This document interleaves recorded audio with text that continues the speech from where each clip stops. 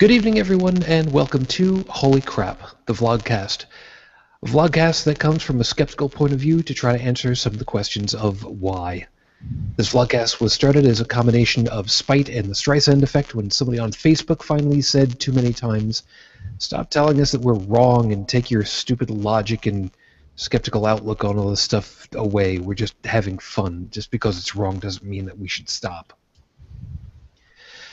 Part of the reason for this vlogcast was to go through and answer the questions of why, because in some cases, the journey is far more important than the destination.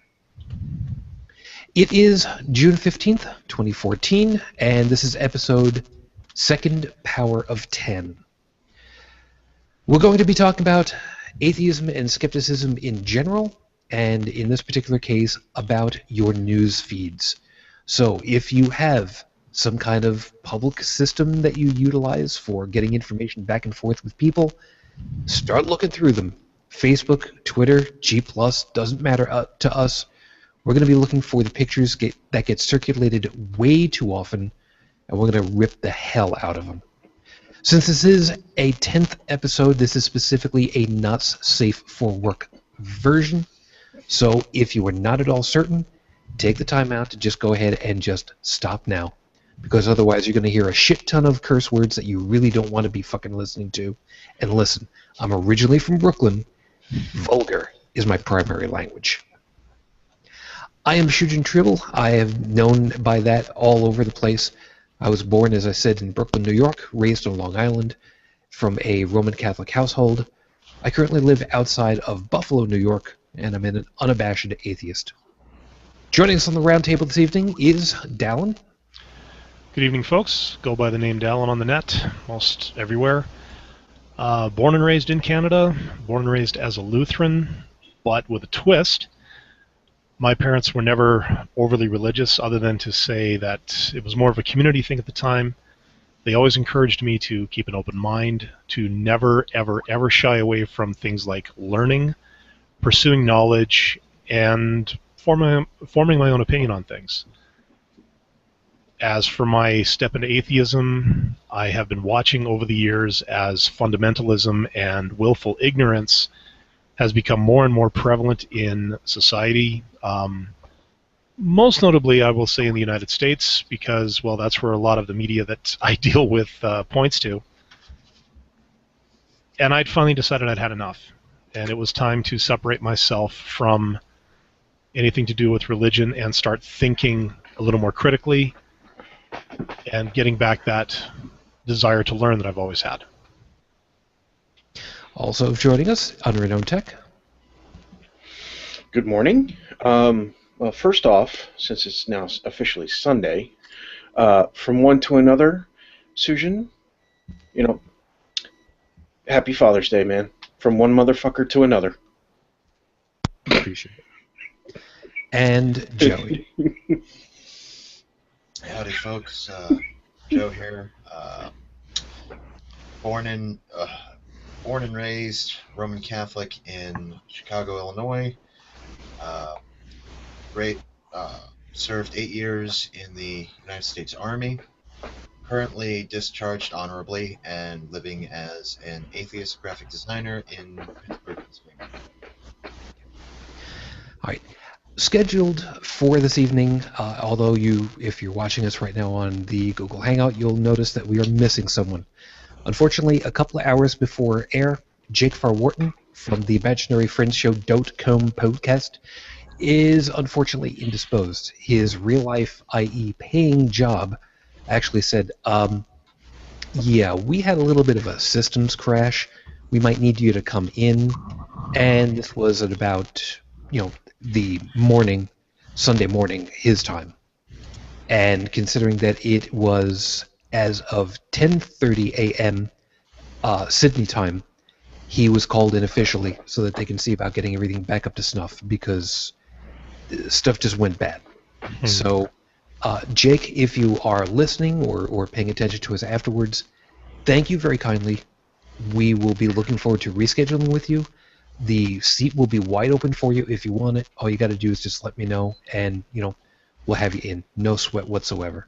Thank you very kindly. Just make sure that he wipes it down first. I will make absolutely certain that it is completely disinfected. Just remember, if you sprinkle while you tinkle, please be neat and wipe the seat. You have no idea how old that is. Jake, we'll do it the easy way. I'll make sure that I get all of that alcohol sanitizing stuff. I'll slather it on whatever the chair is that you're going to be on. I'll even light it on fire to make sure that we get rid of everything. So, Ooh. Well, actually, maybe we could get Joe to get some napalm. Napalm, the gasoline you can chew. Actually, I picked up some neat stuff not too long ago. It's an alcohol base, but with a light dashing of rose oil. So when it's done disinfecting, it leaves a nice floral scent. Great for suits, shoes, and gym bags that were accidentally left in the car overnight. Not that I know anybody who did that. No, of course not. That's what I never got about the bathroom sprays with the whole scented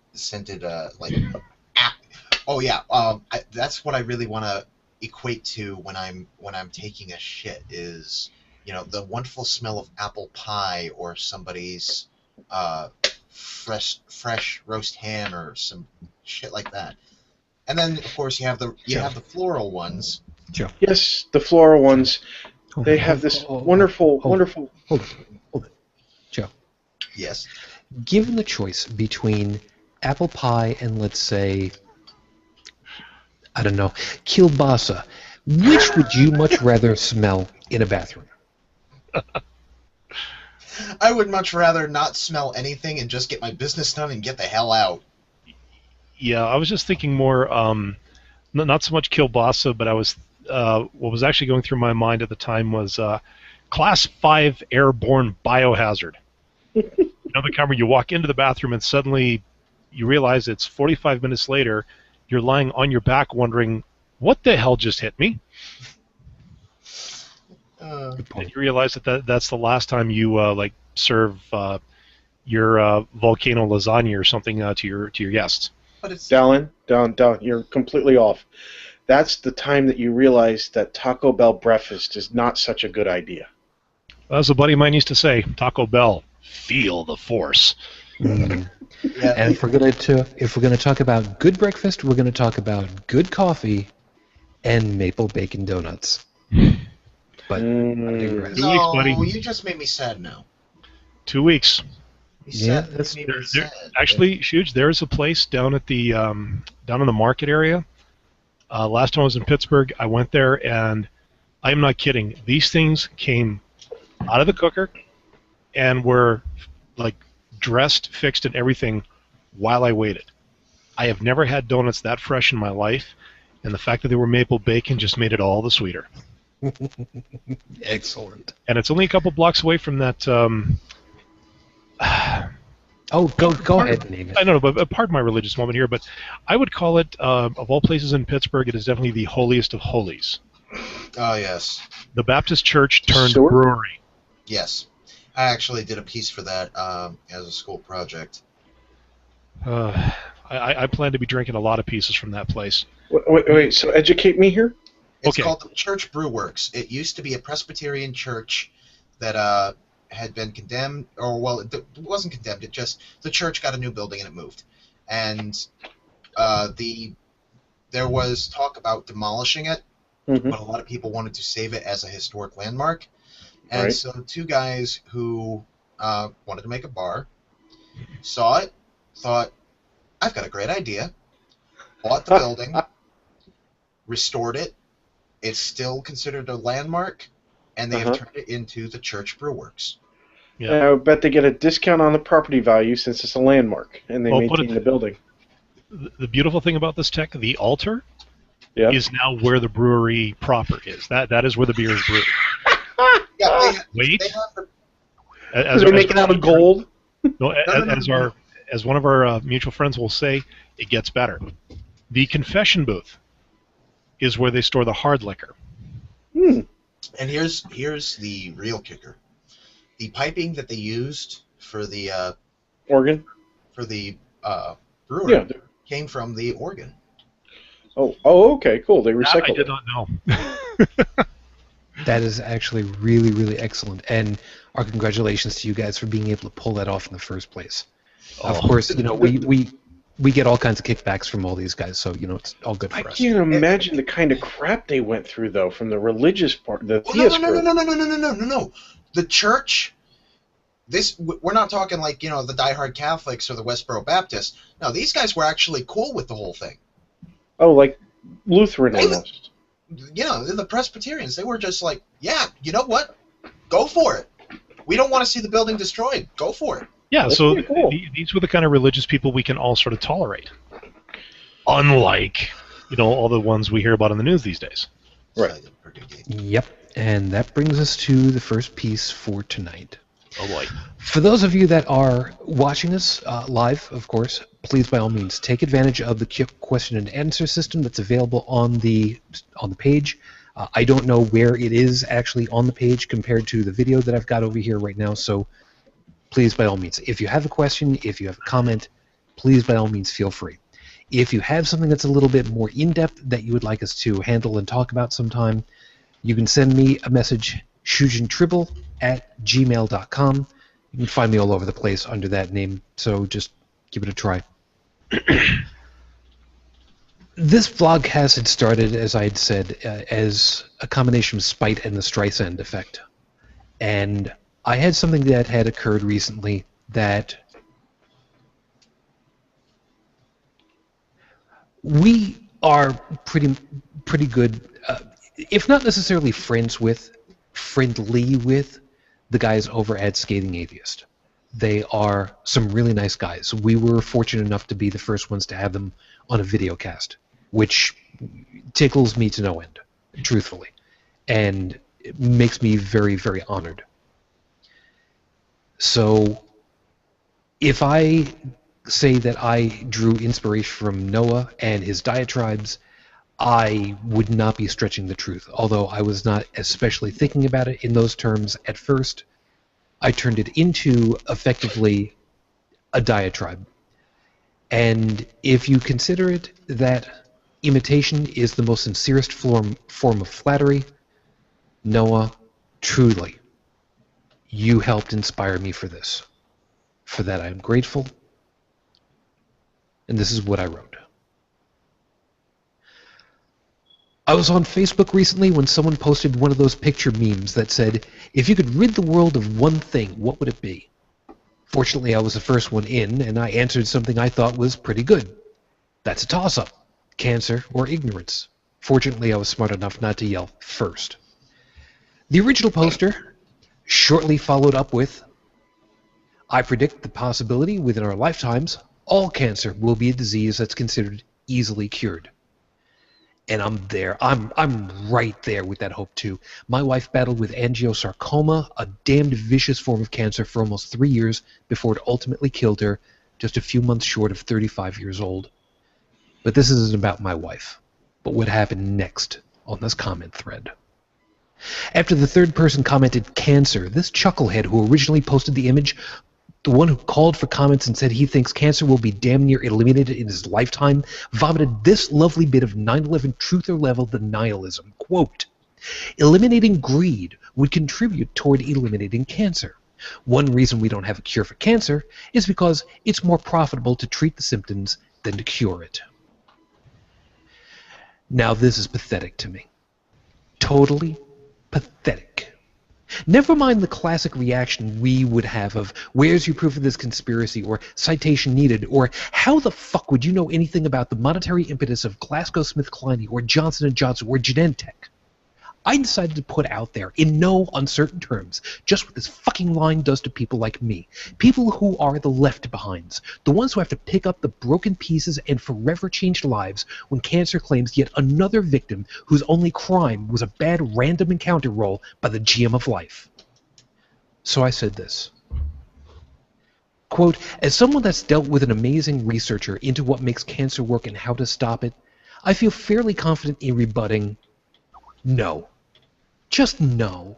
Never, ever say that again without looking into it. That assertion demeans every person that's fallen to the disease, every family member that's struck by them, every researcher working on a solution, every doctor trying to help their patient, and every nurse that's worked overnight shifts tending to those in pain and unable to eat or drink because the best possible treatment to date involves pouring poison into a body in the hopes that cancer is less strong than the body it's inhabiting.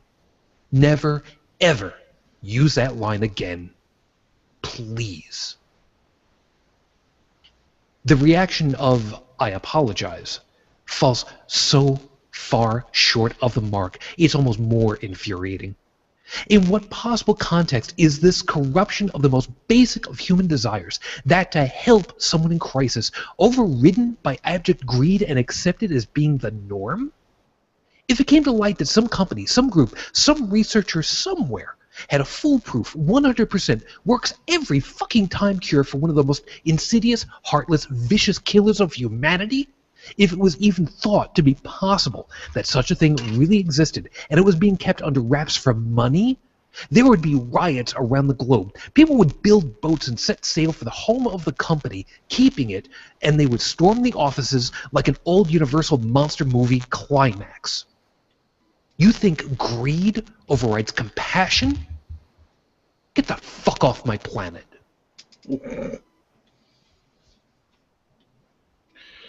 Now, you done with the diatribe? Oh, yes. I will say that people like that are going to continue to exist because there is a member of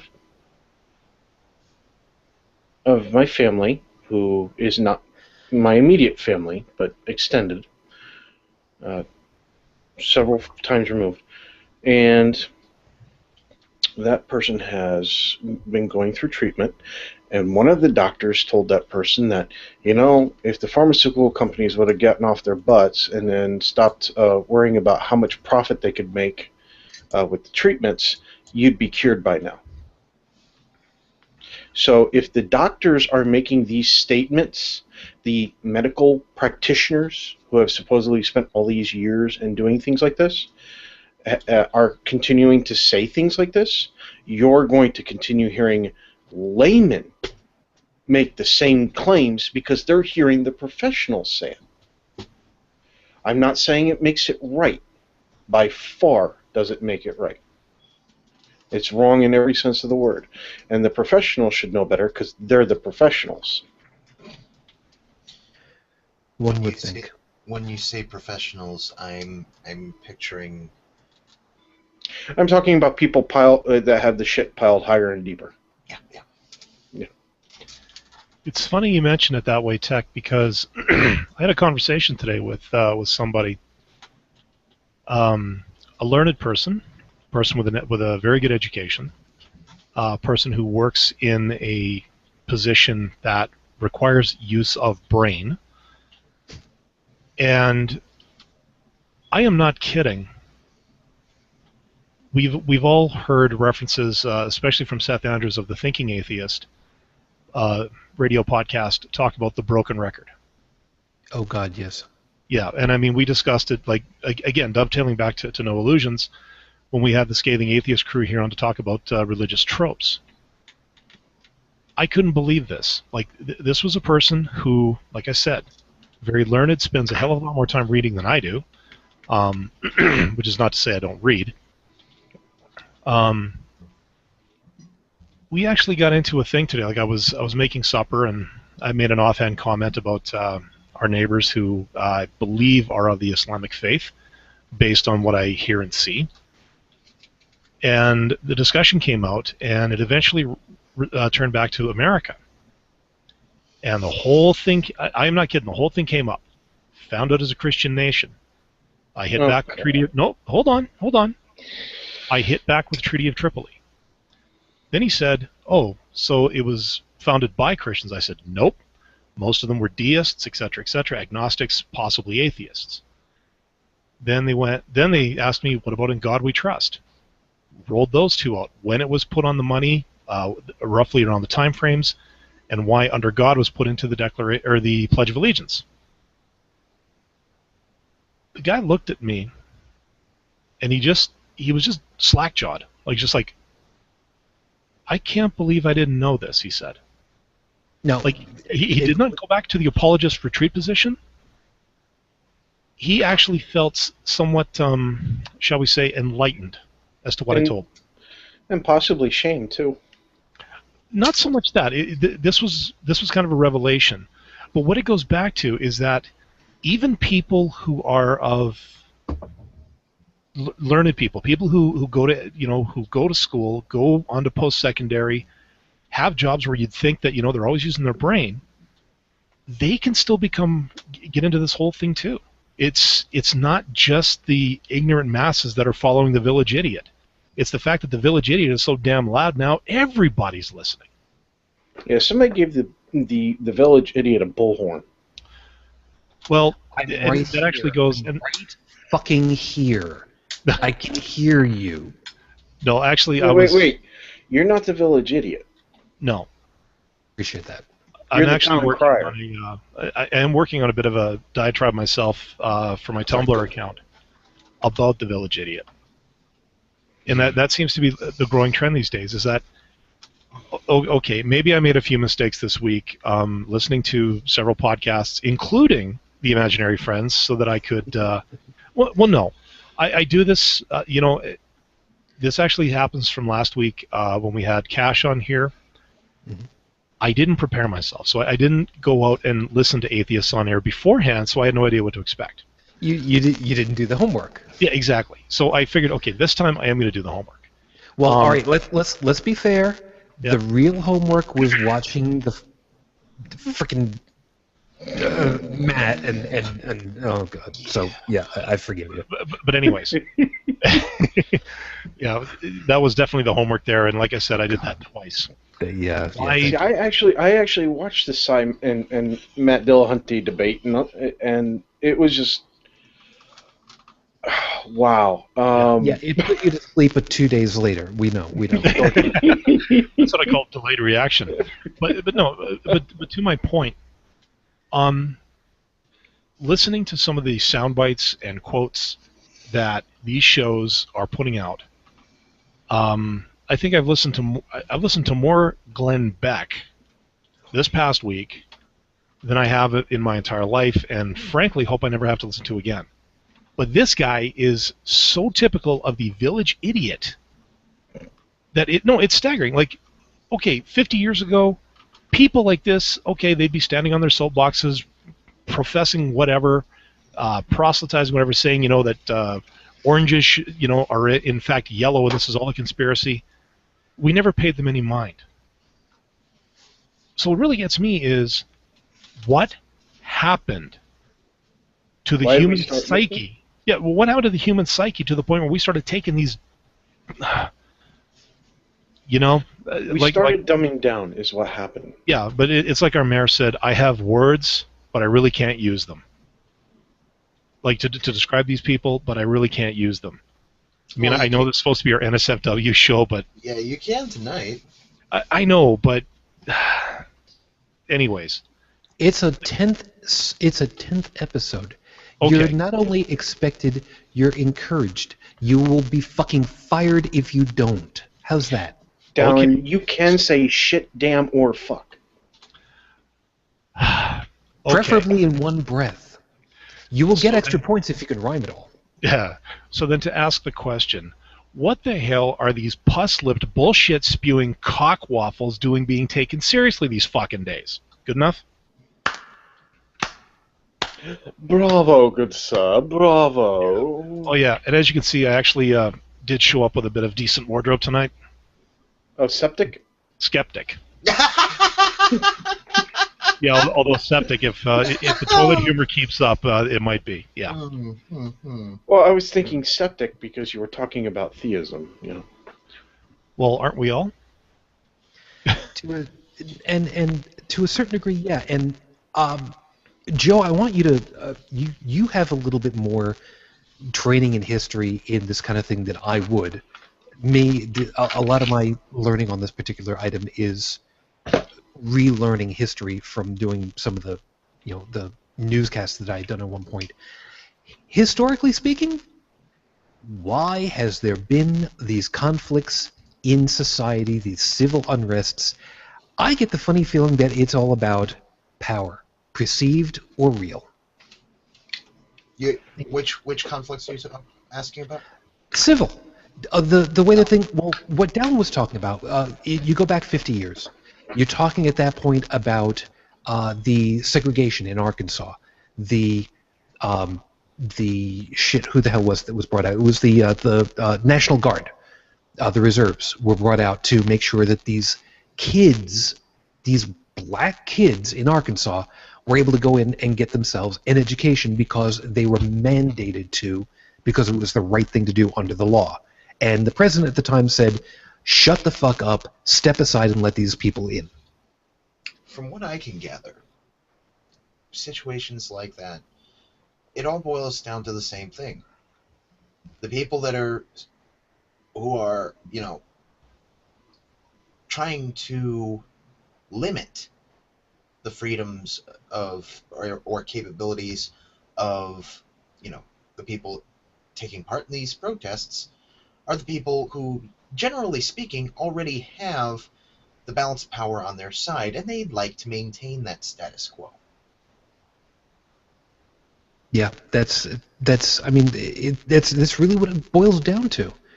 So many of these things where they're saying, don't change how things are, they're good for me now. Why would you change it so that it's a level playing field? But we talked about the level playing field. Think about it. They How would many never of them call it a level playing field, though. How many do you have that are conservative?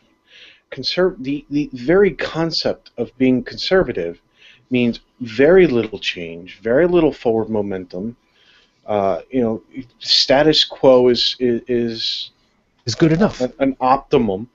And the problem is when you live in a world that's constantly changing, if you try to stay as conservative as possible, you're going to lag behind. You're going to become stagnant. You're going to run into problems. They can be on any level. It doesn't matter whether you're talking academics or theism or society as a whole. Two approaches to this. One is something that I learned in the military, not just from, basic training and the typical goings-on there, but having been deployed to combat operations 3 times. Generally speaking, it sums up like this: the moment you get complacent is the moment shit hits the fan. Mm-hmm. The moment that you are no longer preparing for something to happen, the moment you are not changing up your game plan, is the moment you're going to get fucked. And my second point on this is, ladies and gentlemen, evolution. If life in general were as conservative as some of these people would like to be, we'd all still be amoebas, sucking shit off the ocean bottom. The problem is that analogy will never work for them because many of them are creationists. I don't give them no monkeys.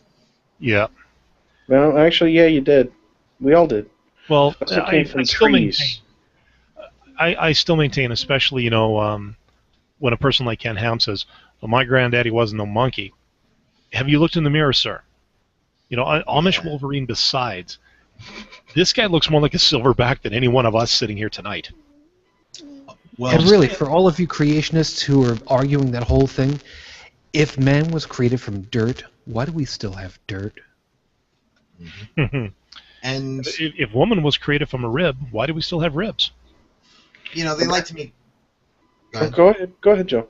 Well, they like to make the argument that, if there's all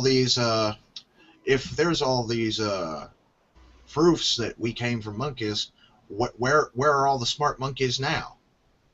Where all that's left? Because look at the way we treat each other. Yeah. We kill each other just for the fucking fun of it. Back in an age before you had reason, language, religion even, the idea of killing something different than you was a matter of survival. Hence why we know that there were Neanderthals. There aren't anymore. Why is that? Well, because we pretty much killed them all. Although I am a proponent of the idea that we kind of interbred and, Yeah, Well, but that part is people actually with true. Cro-Magnons too. Yeah, yeah. The DNA evidence has shown that yes, there was intermingling. There is still Neanderthal, at least Neanderthal DNA available in some of our genomes. In I believe it's about 10% right now of the human species. the thing that'll tickle me is that it'll Feather? it'll tickle me when all these idiots start realizing that the monkeys are catching up. I don't know. I didn't vet it yet, but I had seen something a report that supposed that there is a group of bonobo monkeys who have bonobo monkeys Yeah. who have mastered the ability of generating fire on their own by using tools. I'd heard something about that, but yeah, like you, I haven't had a chance to vet it yet. Yeah. Now, the possibility is tantalizing. It is absolutely tantalizing. Did they give any seen description of the tools? I did not see anything at the time. I saw it briefly, but I wasn't able to go through it at the time. I was really behind schedule on other stuff. Well, if you find it, definitely post it, because I'd like to know if they're just doing the banging two pieces of flint together, or whether they're actually making like a fire bow, or whether they're doing the old-fashioned system of just, doing the I forget what the name of it is, but you twist the stick between your hands, going up and down, and Yeah, Joe. A little more basic than that, even. We already know that they use sticks for other reasons. I mean, Tools. We've got documented proof that they will use sticks of various types, and they are smart about choosing the proper one for it. For anything from getting termites out of a mound for eating. Hell, we've seen them picking their damn teeth with the shit. And they're using the right kinds of, like you were saying, they're using the right kinds of different trees for that stuff too. They're not just randomly picking up sticks. It is not too far from reason to picture that if one of these apes was to, suddenly have just a moment of boredom, start rubbing two sticks together and realize, oh, wow, that got hot. Yeah, so it's a question mark of has it actually been observed, for one thing, because I mean, like I said, didn't get the opportunity of really vetting that out yet. And if it is true, holy shit. And on another note, on the side with having to do with biology, it's probably a lot easier for them to just randomly rub two sticks together and generate a lot of heat due to the strength differences between them and us. Even the smallest of their children are exponentially stronger than the same weight group of any human. Their muscles are just better evolved for strength than ours are, since they're swinging through the trees all the time. Then you have the silverbacks, and when they find religion, we're all fucked because they're just going to rip our arms off and beat us with them. Well, I would go back. No, I would go back to a lot of R and Roth stuff. The mighty poo flinger. Yeah. No, I would. What will they do when they combine their tools with their philosophies? They'll have poo on a stick. We'll all be doomed. Yeah. No, I go back to another very good videocaster, Aaron Ra, and he has a very it's about a 2-hour show. If you string all of his episodes together, the fundamental flaws of creationism. Yeah, I'm on number 7 now. Yeah, I actually pounded through the whole thing back when I was a slave to transit. It was actually a lot of fun. I'm catching up. I'm slow. Yeah, but anyways, there was mention of because our brains were expanding. That's why our skulls and our jaws changed. I guess what I'm saying is that if the silverbacks, as you say, were to get religion, their brains would be so big that I don't think they'd be quite as strong as they are right now. Yeah. So that we have a small saving grace. while you guys were talking, I decided to do a little bit of try to see if I could vet that whole bonobo thing. Yeah, I thought that you might. Well, you know me, I can be a news hound sometimes. No, and I appreciate it. Yeah. The bonobo they're talking about is actually one named Kanzi. I'm just trying to see here. Yeah, can comfortably build a fire from scratch, flip burgers, and even toast marshmallows. This is not a wild instance though. This is an ape in captivity who might be mimicking human behavior. But yeah, it does show that there is potential there that an ape could indeed get the intellectual wherewithal to create fire. Okay, well, now wait a second. Even if he's mimicking, the fact that he's been able to do it consistently, right? You're right. That's still impressive. It is. So I guess you could say I did sort of vet it. My first shot to Snopes didn't quite work, but yeah, there's a quote here. I got this from Gawker.com. Say what you will. Kanzi's trainers say that he has long been able to light a campfire and roast marshmallows without any assistance from them. And then as a humorous side, but neglected to explain why they deprived the bonobo of graham crackers and chocolate. Because if you're going to toast marshmallows, hey, fuck it, make s'mores, you know? Well, I prefer my marshmallow to have easy cheese on it. Yeah. Okay, but that being said, To each their own. it's not something National Geographic would have seen in the wild. Yeah. But as you said, Shujin, the fact that it's able to mimic and is actually able to do it themselves, yeah.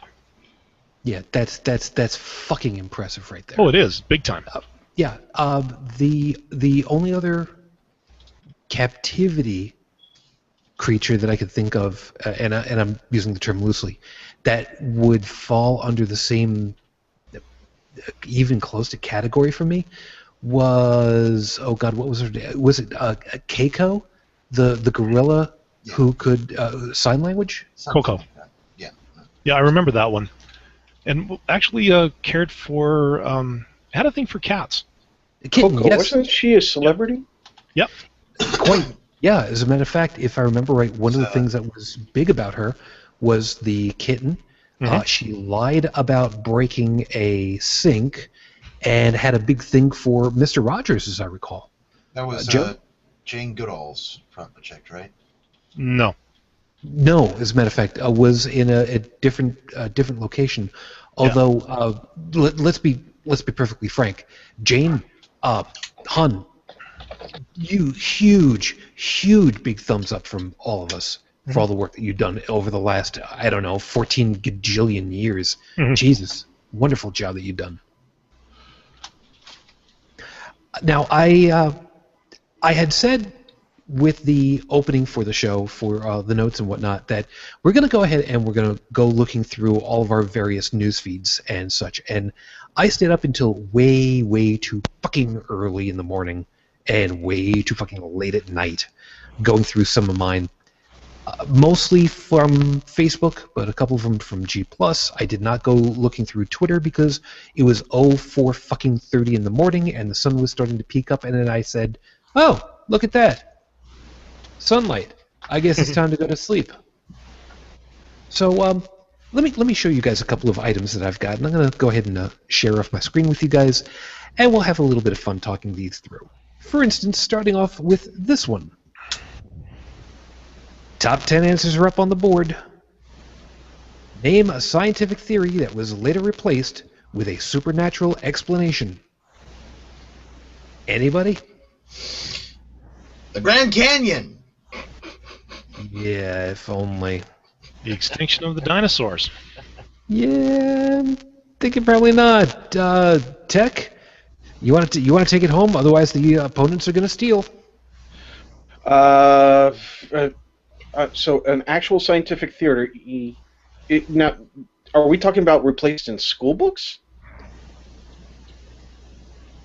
Scientific theory that was later replaced with a supernatural explanation. The heavens and the firmament? Outer space. Yeah, I'm gonna go with no.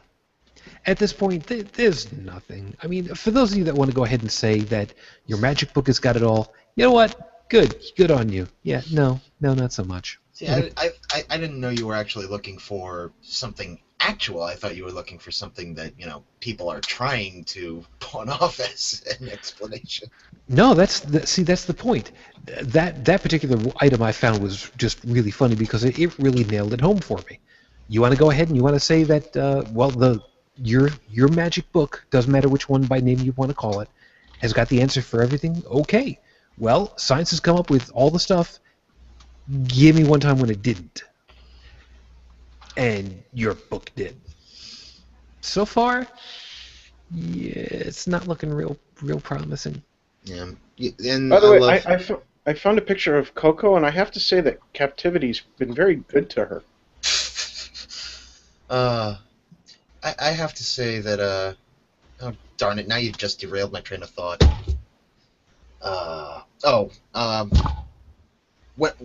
One of the questions I keep running into with these, whoa, wrong Coco. Oh, okay, I was way off. Moving on. Yeah, that's some silverback. I get the paintbrush. One of the things that I run into with some of the diehard evangelical types is that, well, your science can't explain why we're here, but the point of life is, yes, right now it cannot, but I refuse to accept the idea that we are some omnipotent being's thought experiment on, oh, gee, if I give them all this horrible stuff, how's things going to turn out? Personally, okay, this is me as a veteran speaking. Anybody here familiar with the HBO series The Pacific? Or no, was it HBO or Showtime? It doesn't matter. Same guys that made Band of Brothers. But whereas Band of Brothers was based on the Normandy campaign, actual events, the Pacific was based on, the Pacific campaign. And one of the moments where one of the corporals, I think, had set up kind of like a little library, so to speak, on their encampment. Had a little tent full of books, and notices one of his friends picking up the Bible, and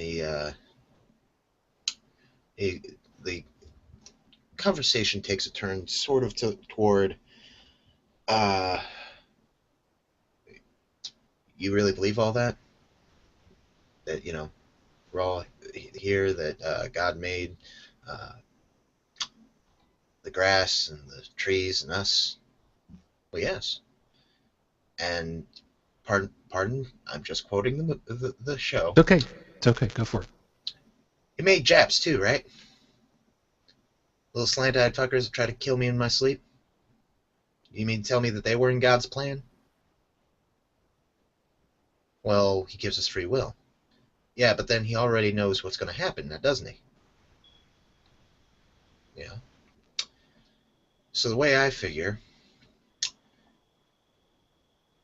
he's either a sadist chump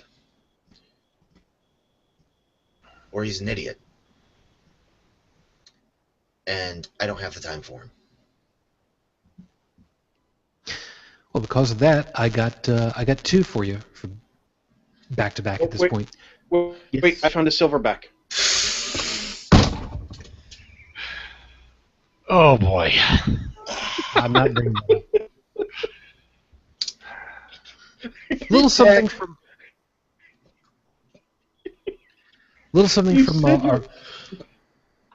our close, warm, personal friend Ricky Gervais, good friend of the show. A little something that he put up. God gave you free will so that you have the choice to either worship him or go to hell. Oh God, it's fantastic. I like George Carlin's explanation there best. And if you don't believe that, you're gonna burn in hell for eternity. But he loves you. Yeah. Exactly. He loves you, and he needs money. Yeah. That's right. Builds the world in 6 days. Fully omnipotent. Can't balance a checkbook. Yep. Well, did you see the one where he reduced the 10 Commandments down to 2? Yes. Was it 2 or was it Absolutely. just a couple more than that? It was 2. It was. Yeah, I was thinking it was either 2 or 3. Yeah, it's like, don't be a dick and don't kill everybody or something like that. Well, be faithful to thy nookie.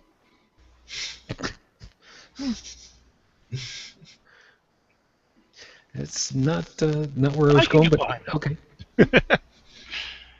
Hey, that one alone, you have to admit that one alone, that is a problem with certain branches of Catholicism. The child fucking branch? Is that the one you're talking about? No. Which are the ones that have those like churches? They're like fun houses because like they put millions into them, and there's like entertainment systems, there's game consoles, there's Oh, yeah. what are those? They're out in the Midwest. They're really popular. What's those branch? Ass hats? No, I know the ones you're talking about, the whole get them while they're young thing. Youth ministries. Yeah, and they're like, you know, they everybody's standing up, everybody sings and dances. Yeah, I mean, they're it's wild mega and crazy. Yeah, the big mega church groups. Mhm. Yeah, they have like the largest divorce rate in this country. Yep. Mhm. And they have the highest teen pregnancy rates too. Yep. I guess that Holy Conception communion wafer didn't do its job. Well, Dude, that's how we solved the whole problem. We secretly get the manufacturers of the communion wafers to put contraceptives into the communion wafers and into the sacramental wine, and they'll go away. Yeah, that's what they qualify as a hate crime, though. you know, No. It's called cleansing the gene pool. Instead of bleach, which would kill them. you actually do make an interesting point, Tech. Preventing them from breeding might be an idea. What was it? I was listening to a show this week, and somebody cracked the age-old joke. The number one cause of divorce in America is marriage. Mm-hmm. That's true. And the person on the other end of the line, I could just see, like, even though it was an audio show, or a podcast, as you will, I could see the deer in the headlights look that the caller got. Because they're like, what?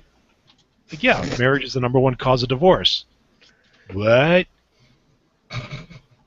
Okay. At that point, they should have called me so that I could have, sent them the complimentary clue by 4 to wrap it upside their full fuck heads.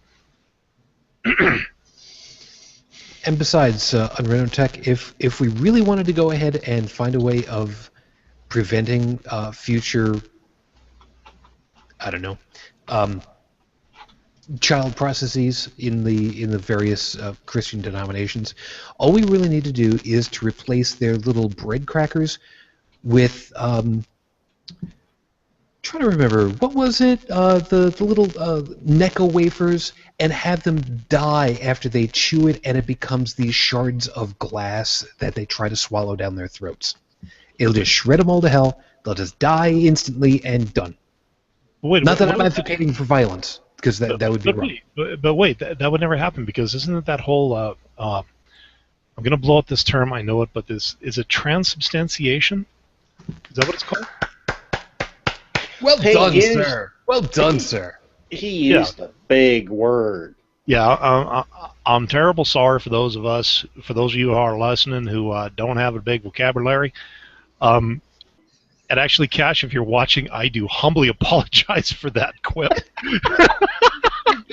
I love watching the 6-minute point that somebody had mentioned about, and Cassius just like, yeah, I got me this really great dictionary thing over here, and my math was just great until some asshole takes me onto the show, and it's like, oh fuck. Yeah, honestly, I was 5 words into saying that when I realized, shit, he might be watching and thinking I'm mocking him. So yeah, my bad. I do apologize for that.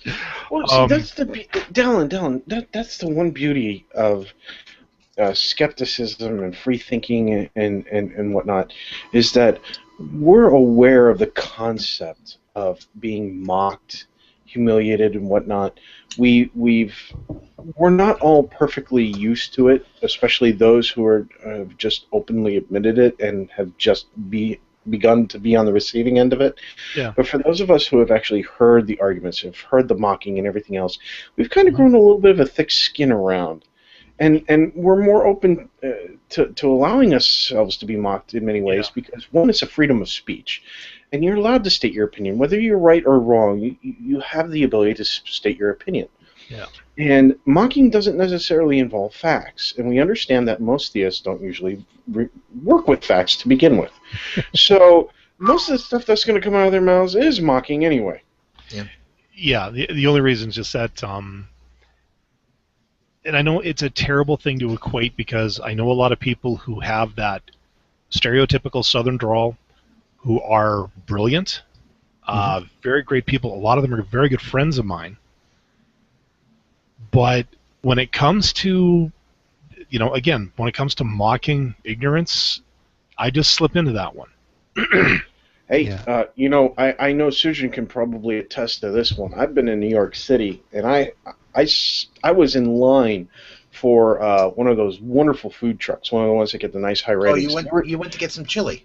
No, I went to get kebabs. Ooh. No, and, nobody got that reference. and we're talking about the ones that were, it was cube chunks of meat that were 2 inches by 2 inches by 2 inches cubed. Oh, I think I just died and went to heaven. Oh, they were fantastic. And the guy had he had chicken, he had pork, and he had steak. And I'm like 4 people from reaching that. I am salivating while my coworkers are heading towards the hot dog cart at the end of the corner, and I'm warning them not to go. And yes, they paid the price for it later for not listening to me. But luckily, I had my own room. I And would think so, yeah. I am not kidding. The woman in front of me, who was on her frickin' cell phone, who was dressed in a business power suit, looked like she spent maybe, $300 a week on her, her hair and her makeup and her nails and everything else, well managed and everything else. Yeah. And one of those that you would take for, okay, she's in the business environment. She's obviously, got some knowledge going on. You can hear her talking on the phone. She's using big words. She steps up and she asks the guy, "Is any of your stuff kosher?" And the guy says, "No, nothing's kosher." The second thing out of her mouth was, "Are the pork kebabs kosher?" And I damn near shit myself at that point. Oh. Yeah. And I'm just doing everything in my power not to laugh, because I'm in the middle of New York City, and I don't know if she has mace or a taser. I figure she's probably got one or the other. Hell, of course, she might have a gun. He said no, and then she said, "Are any of your kebabs kosher?" For a third time. He's like, "Next in line, please." So I just moved up next to her, and I said, "Hey, dude, I'll tell you what. I'll take one of the pork kebabs, but you only if they're not kosher." He came back. I gave him the money for one, and he handed me 2 of them. Sweet. Well done. Well, today, like I said earlier today, I made burgers. But thanks Did you stuff them to, with cheese? well, actually, I did one better. Ooh. Thanks to another, I don't know if you can really call him a vlogcaster, but he definitely publishes a lot of videos, Pat Condell. If you've ever watched his stuff, he also has a podcast called Pat Condell's Godless Comedy. I'm still trying to catch up on Seth. I'm in 2013. Well, it's okay. Pat's stuff only lasts about 5 minutes per episode. Like, it's just a rant. Really quick rant, usually anti-Islamic because he's in the UK. But one word I learned from him is the word haram, which is the opposite of halal. Now, I've already done my little diatribe on halal meat, which is, how do you prepare meat halal style? Simple. You string the cow up by its hind legs, slit it or point it towards Mecca, slit its throat, and chant "Allah Allah boo boo" as it dies a slow, painful, exsanguinating death. Yep. Like, and all I could say is, where's PETA when you need? Where's PETA when you need them on this shit? I have some on my shelf. Well, the whole reason PETA's not in it because they fear for their fucking lives. They choose their battles. So, what I finally did today is took 2 pounds of ground beef, 2 pounds of ground pork, and I finally created the haram burger. Only 2 things missing from it. Well, okay, no, strike that. It was served with cheese, which is dairy. So I think I've pissed off both the Jews and the Muslims with that. Well, the pork alone with the juice. You didn't need to add know the cheese to it, but the only cheese thing was a nice touch. Yeah, the only thing I was missing was bacon, and it's just because I didn't get any from the store today. You didn't. Well, pork and bacon are from the same animal, so you technically already covered all the bases. Tech, 3 words. But strike that, 4 words. Delicious insult to injury. Icing on cake. If you're gonna kick them in the nuts, use a steel-toed boot. Is what Did I'm you saying. Did you at least add mayonnaise to the bun? Okay, look, I'm not that white. Okay. With that. You know what? You don't have to be white to make that mistake, because when I was in New York with the same group of guys, we went to a Jewish delicatessen. And I knew it was Jewish the second I walked in there just from looking at the menu, okay?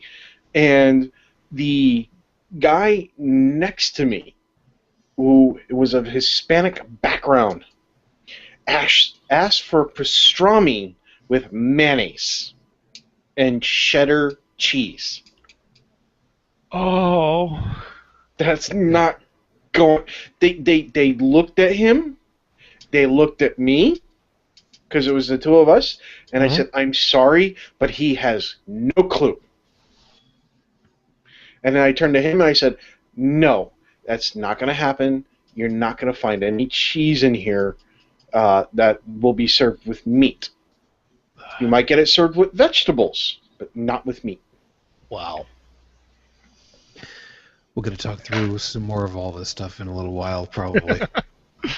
You are paying attention and listening to, of course, the VlogCast known as Holy Crap. Maybe one of these days I'll actually see if I can put a little in there. You know, there is one thing I'd like to point out about the Jewish kosher butchering. And when you take into account and you treat it like a guide for the area where the religion is dominant, okay, the temperature, the climate, the meats that are available, okay, and at the time, the lack of technology. It's a really good guide for how to get meat, and what parts of what animals you can eat, and what parts of those animals you can eat without making yourself really, really sick or putting yourself in really in bad harm's way. If this world goes to heck in the handbag after another world war, and it's not a biological one, but all the technology is destroyed, the people who remember the kosher butchering are going to be the ones who are going to be the most safe in many respects when it comes to consuming animals, because there are just like pork you don't have to be afraid of, because we can process the meat to the point of where we don't really need to fear about whether or not we're going to be getting a parasite or bacteria or things like that, as dirty as pigs are, okay? Because you're going to be staying away from pigs. And same with other body parts from the cows or horses or so on and so forth. Should prove to be interesting some night. Maybe we should. Yeah, that is true. Like extra homework on that. There are a few things, that do harken back to that. Yeah, if you take the prayer aspect out of it and just focus on the technicalities for certain animals, it's a good guidebook. And that's you'll find that there is a section of the Jewish community, a progressive group of them. I don't know what they call themselves, but they're definitely not Orthodox. And That's how they see those old texts. They see them as instructionals and guidelines and systems that were put in play at a specific time in our history to help guide us and protect us from things that were harmful to us. But that the times have changed, so eating pork is no longer harmful other in that cholesterol and sodium. Okay, yeah, that's definitely something that we should consider talking about sometime, because talking about stuff that is biblical or whatever holy book that does actually make sense. Yeah, we should see about that sometime. However, still on the topic of food for a second, I got something else that we're going to cover. You are watching Holy Crap, the VlogCast. If you are watching us live, of course, first off, thank you. Please take advantage of the question and answer system here on the page where the frick it is, I don't even know, and drop us a message, say hi, let us know that you're watching. If you've got a question, please, by all means, float it over to us. However, if there is an image meme that has gone around that you would like us to go ahead and rip apart while we've still got a little bit of time left, we've got about a half an hour left in the show, point us to it. Use the Q&A and point it to us. Or, alternatively, if you'd like to email it over to me directly, you can send it over to shujintriple@gmail.com, and we'll see about that for you guys. Joe, this one's probably going to piss you off as much as it pissed off me. This is still a food item. However, this one made the forwards over on Facebook fairly recently. Quote, "So my little brother is in Afghanistan. He Skypes us yesterday and proceeds to tell us the Army is cutting their meals to 2 a day because if budget issues, are you, letter U, fucking, no apostrophe, serious, yet all the criminals that are locked up get 3 hots and a cot, no questions asked. You all need to share this, not just for my bro, but all of our troops. It is a shame that they put their life on the line, and this is how they get treated. No ending period on this." Okay, first off, I'm having a bit of deja vu on this one. I think we either covered this, not on this show, but on a Friday. Yeah, we did. yeah, 2 things. only 2? Wow. Yeah. 1, when they say they're cutting from 3 to 2 meals a day, they're not saying that soldiers are only going to be getting 2 meals a day. What they're saying is that when the dining facilities on the posts, those that have dining facilities, are in operation, they are open for cafeteria hours, mess hall hours,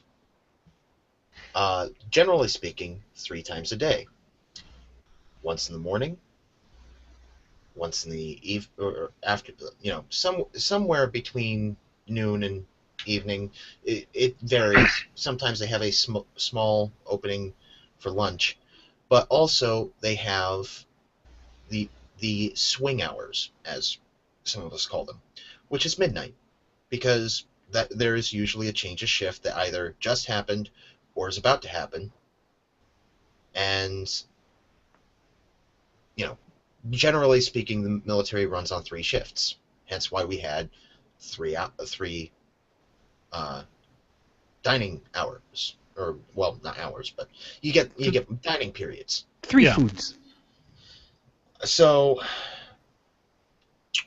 to say that they are limiting that down to 2 makes sense, actually, because running those things is not easy. It's not cheap, and honestly, as somebody who was there, I rarely got to visit a dining facility. MREs? Not even. And if I did,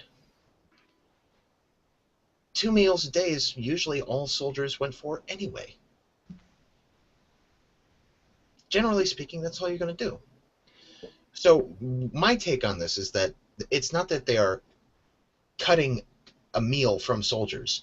It's just that the dining facilities will no longer be open 3 times a day. My second thing on this is that as Lily, who was present during the show where we discussed this before, had put it, yeah, the whole 3 hot meals that prisoners reportedly get, not quite as good as you think they are. That's all I'm going to say. Yeah. Tech. Yeah, I have a question for Joe. If you're not going to the mess, and you're not subsiding on MREs, what were you guys eating? We had MREs, but we also had some Like energy bars? Well, we had various kinds of rations, but not MREs. We had foodstuffs. We had stuff. We had stuff we'd call Ks. We call some hot A's.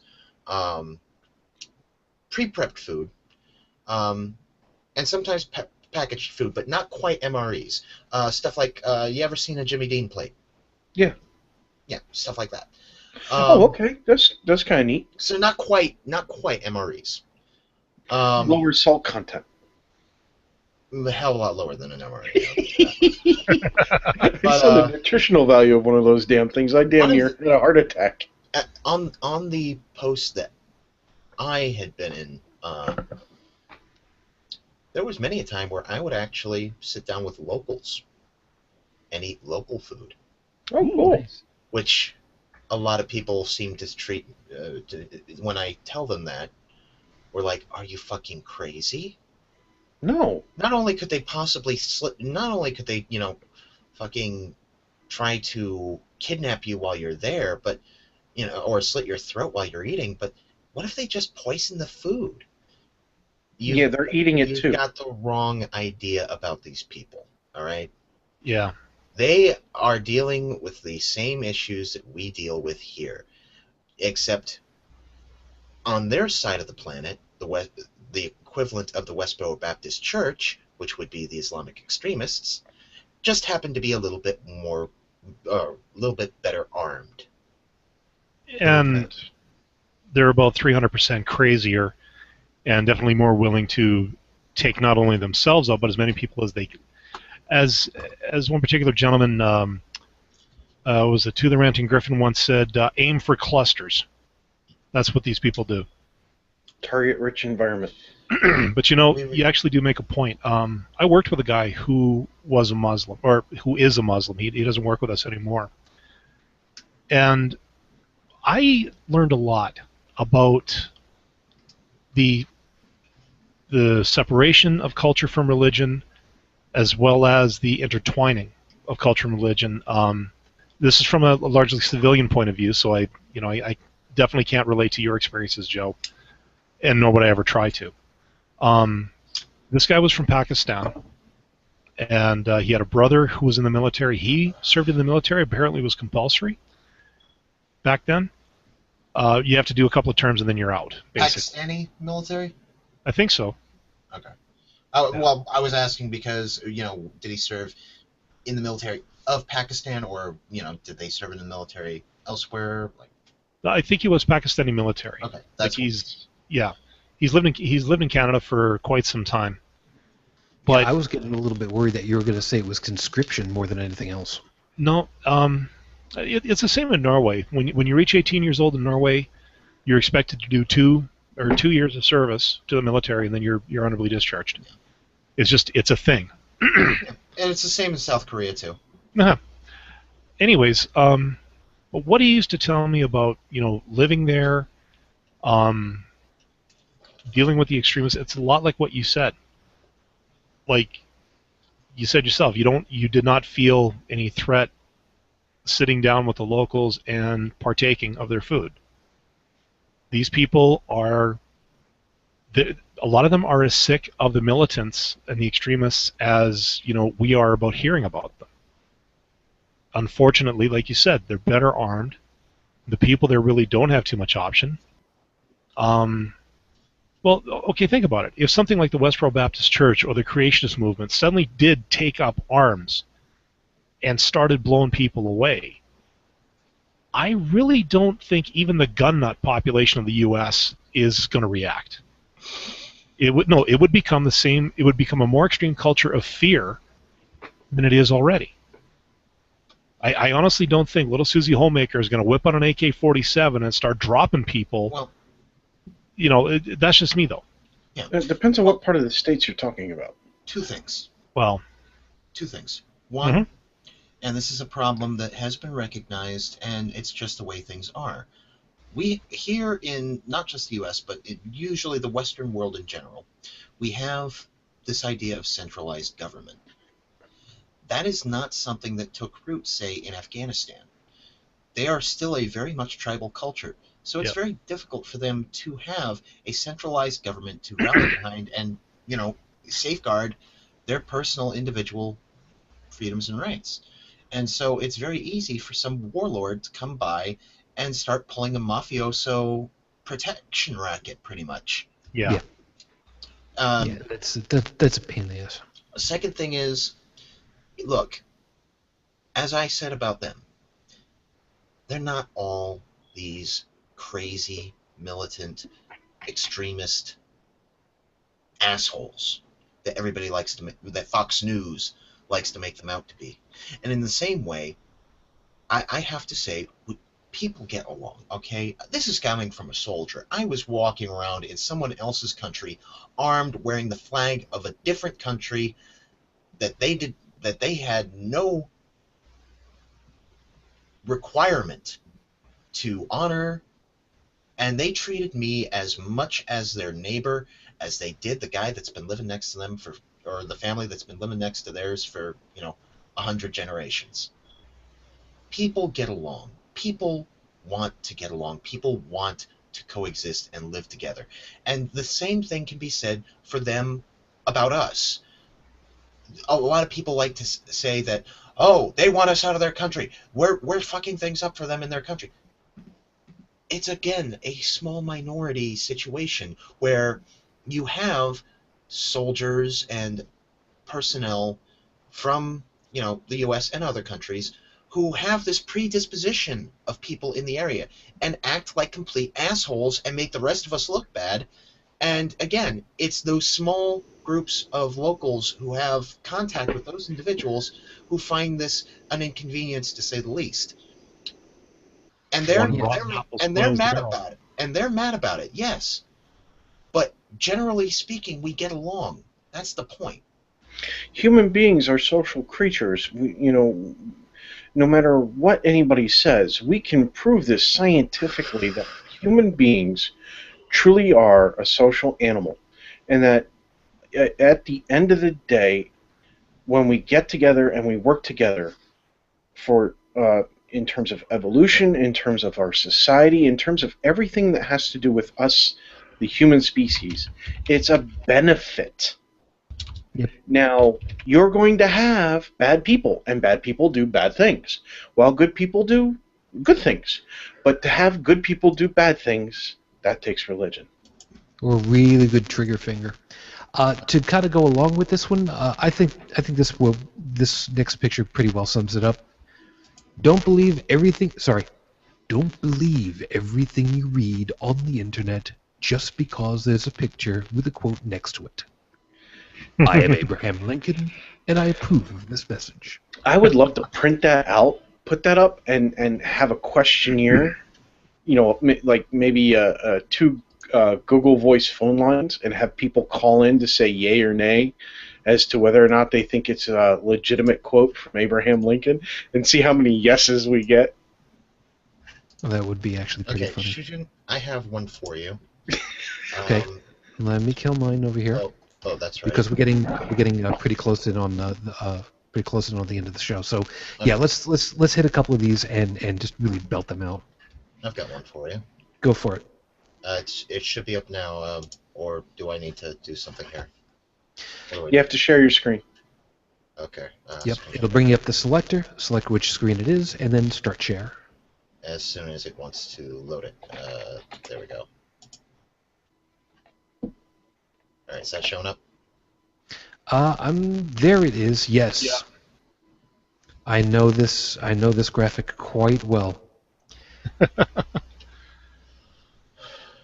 Now the sad Dark part about this one, Ages motivational poster. yeah. Now the sad part about this particular graphic is the message, though well taken, may be somewhat inaccurate. There was still a lot of stuff that was done during the Dark Ages, but the amount of discovery that was allowed to be done by the church, yes, was incredibly stifled. But again, as the graphic would have us believe, what would have happened had that interference not been there in the first place? It's kind of hard to tell. Don't know, but it would be interesting to kind of know these things. I got a good one for you right over here. This one is far more fun than just piss you off kind of thing. Let me there we go. Get the right size on this one. Yeah. Excuse me, sir. Do you have a moment to talk about our Lord and Savior Neptune, God of the Sea? Nice. Somehow or other, I haven't had anybody come to my door asking about that. I guess mainly because I'm inland quite a ways, and we don't have dolphins and porpoises up here in the Buffalo area. Usually, I've actually got one. Don't mind. Is it showing up? Yes.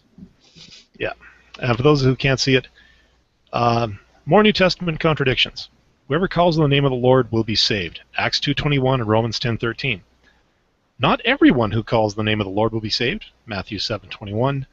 And only those whom the Lord chooses will be saved. Acts 2:39.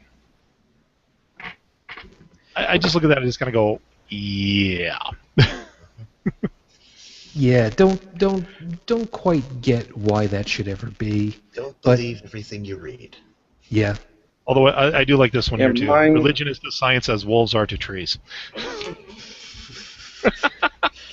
Yeah, Tech. I reject that.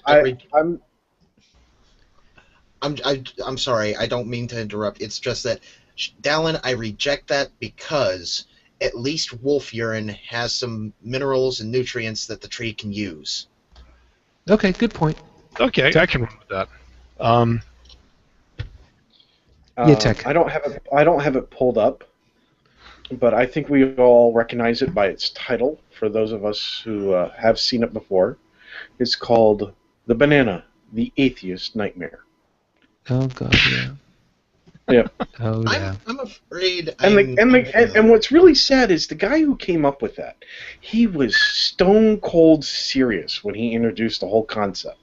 And then people started harassing him about it, saying, hey, listen, here's the truth behind the banana. And he defended it and defended it and defended it and defended it. And finally, when he realized he was losing, that no matter how much he defended it, he was wrong, he finally said, hey, I was just kidding, and you atheists blew it out of proportion. Yeah, that would be Ray Crocoduck Comfort. Yeah. The guy that Kirk Cameron, the washed-up child star. Well, I think Kirk Cameron's on Southern Comfort and just got the two confused.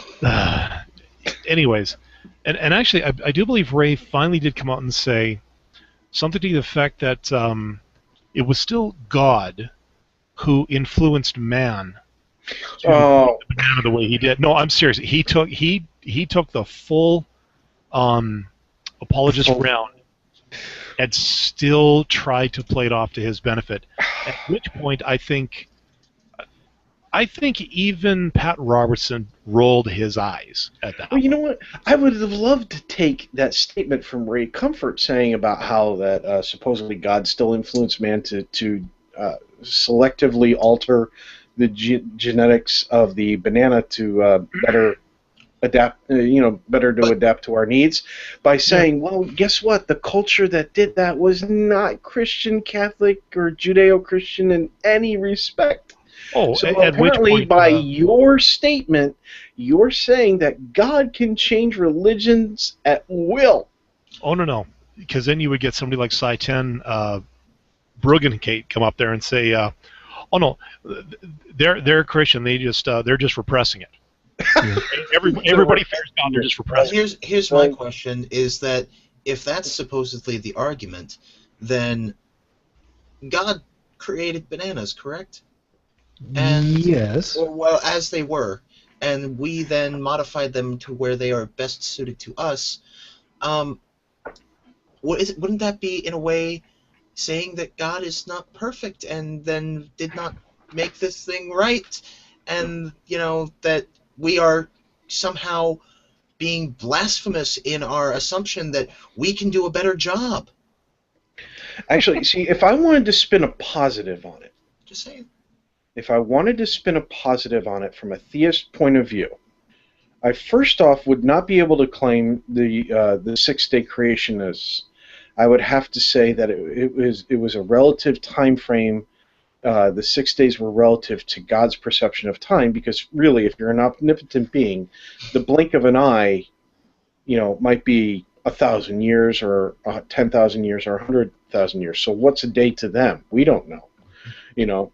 So it was a matter of that's what was said, but to us it could have been 1,000,000 years, and that.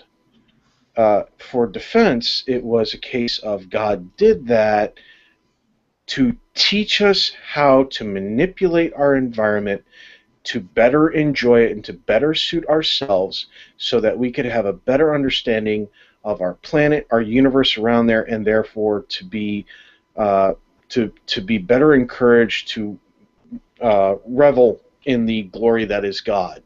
And that's the only spin I could put on that from a theistic point of view that would make somewhat sense from that viewpoint, even though it's not scientifically accurate. To which I have to say, if that's the case, then why was it wrong to eat the fruit? Oh, I'll poke this one. I'll take a poke at this one because of something else I heard earlier. It turns out that the fruit, the apple, Yes. Now, wasn't a real apple? Well, actually, apparently apple was not even spoken about in the Bible. Yeah. Right, just a fruit. Right, but it gets better. They ate the fruit. Oh my God! No, Tech, you're gonna love this. Let him finish. You guys. Okay, go ahead. Go ahead, finish.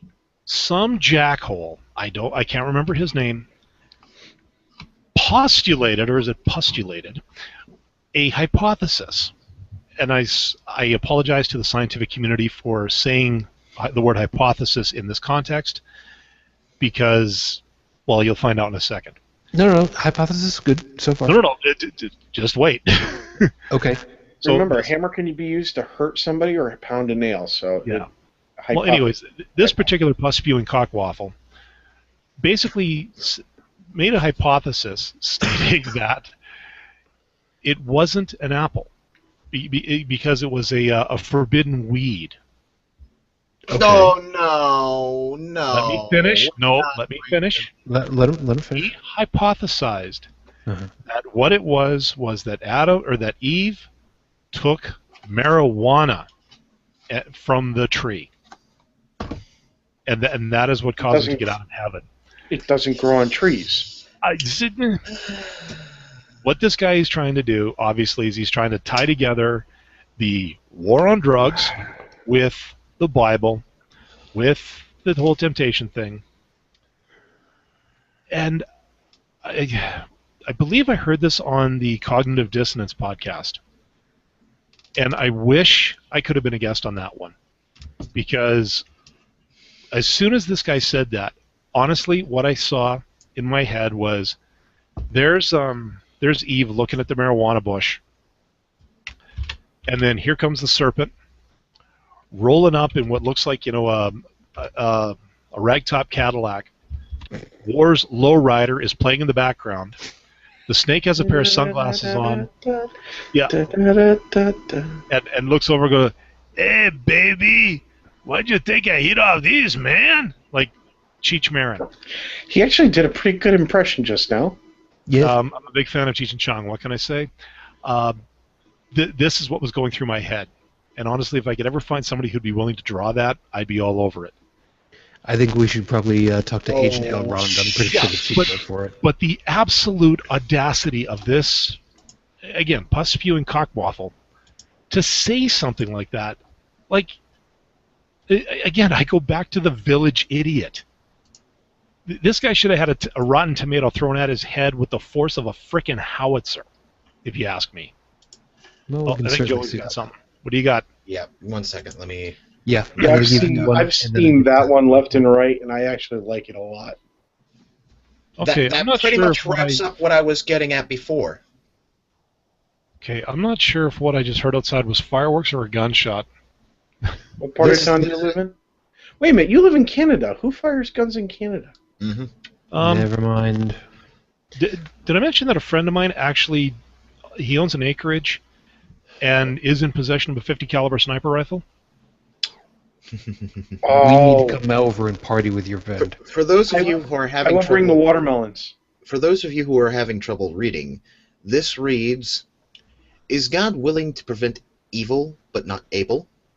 Then he is not omnipotent. Is he able but not willing? Then he is malevolent. Is he both able and willing? Then whence cometh evil? Is he neither able nor willing?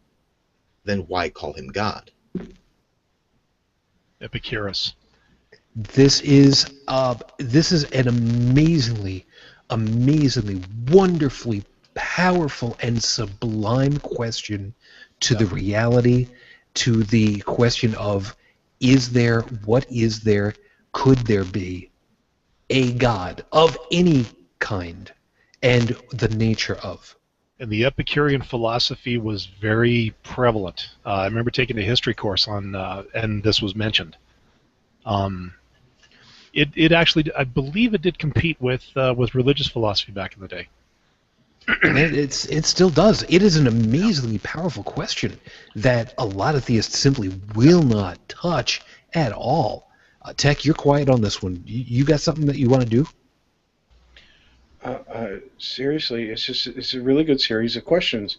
Now, I've met deists, not theists, but deists, who say it is very.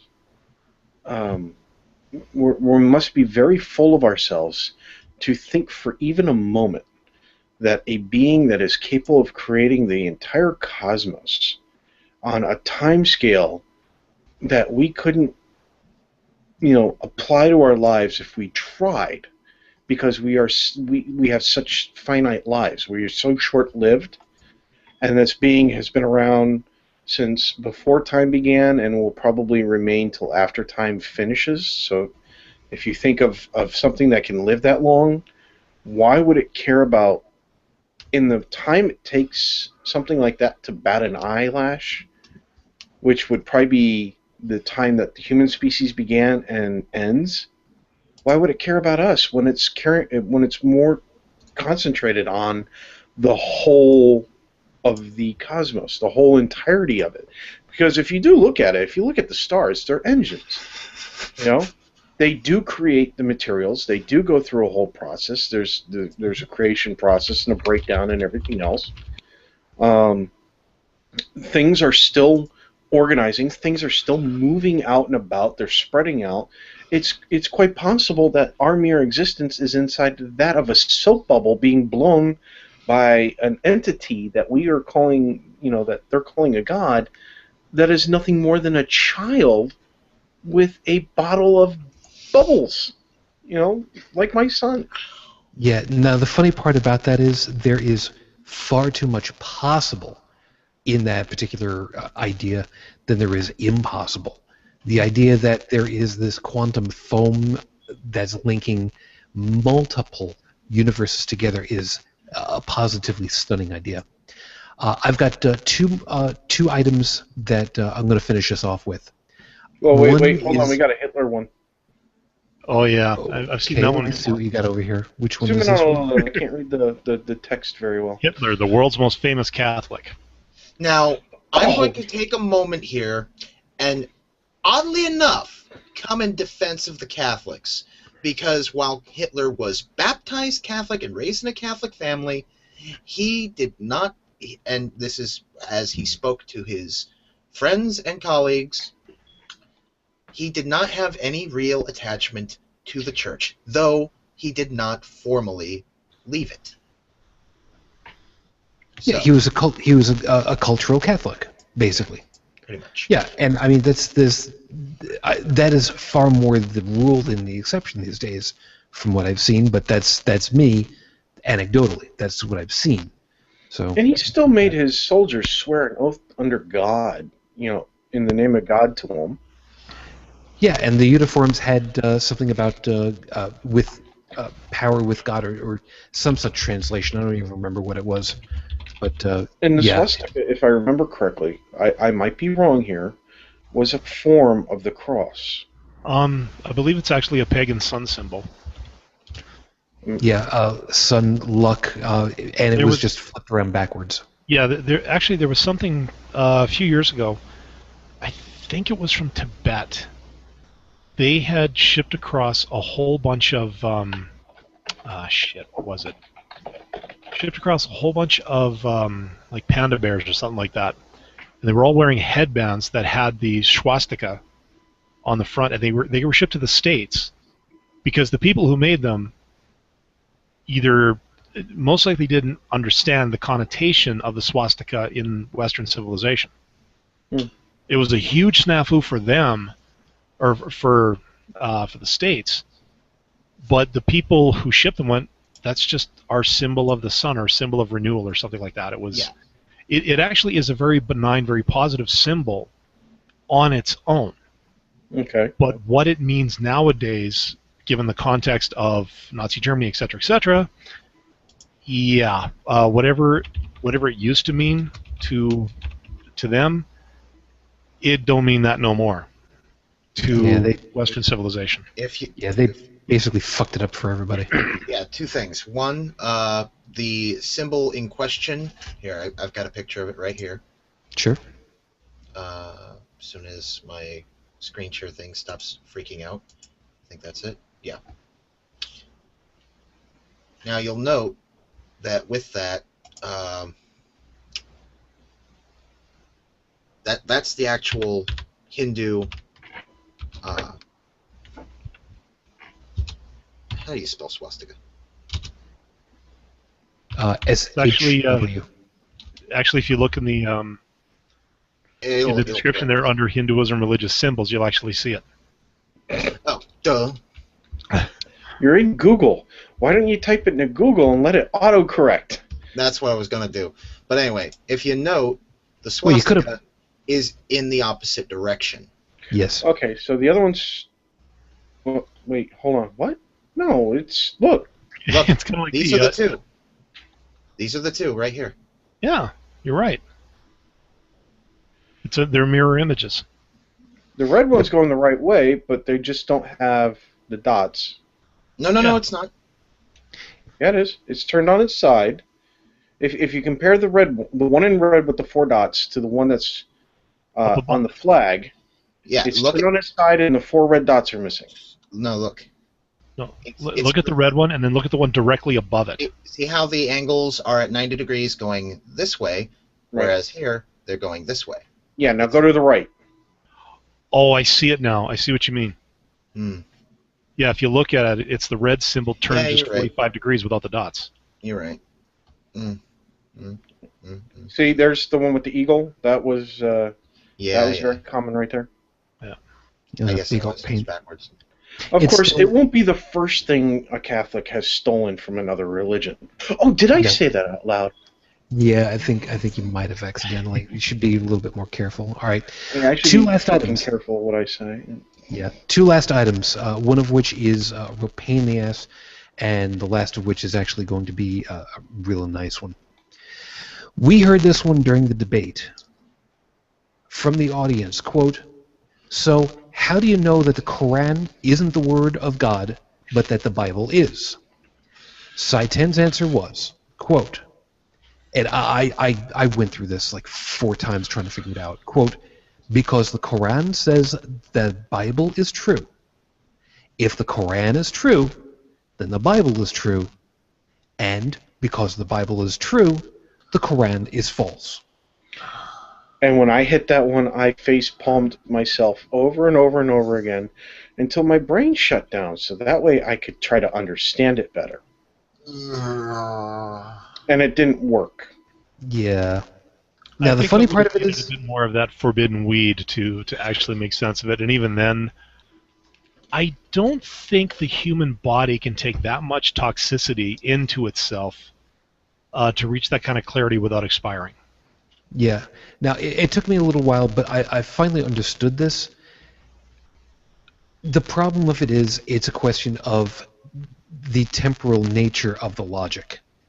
You can't change the property, the truth property of something in the temporal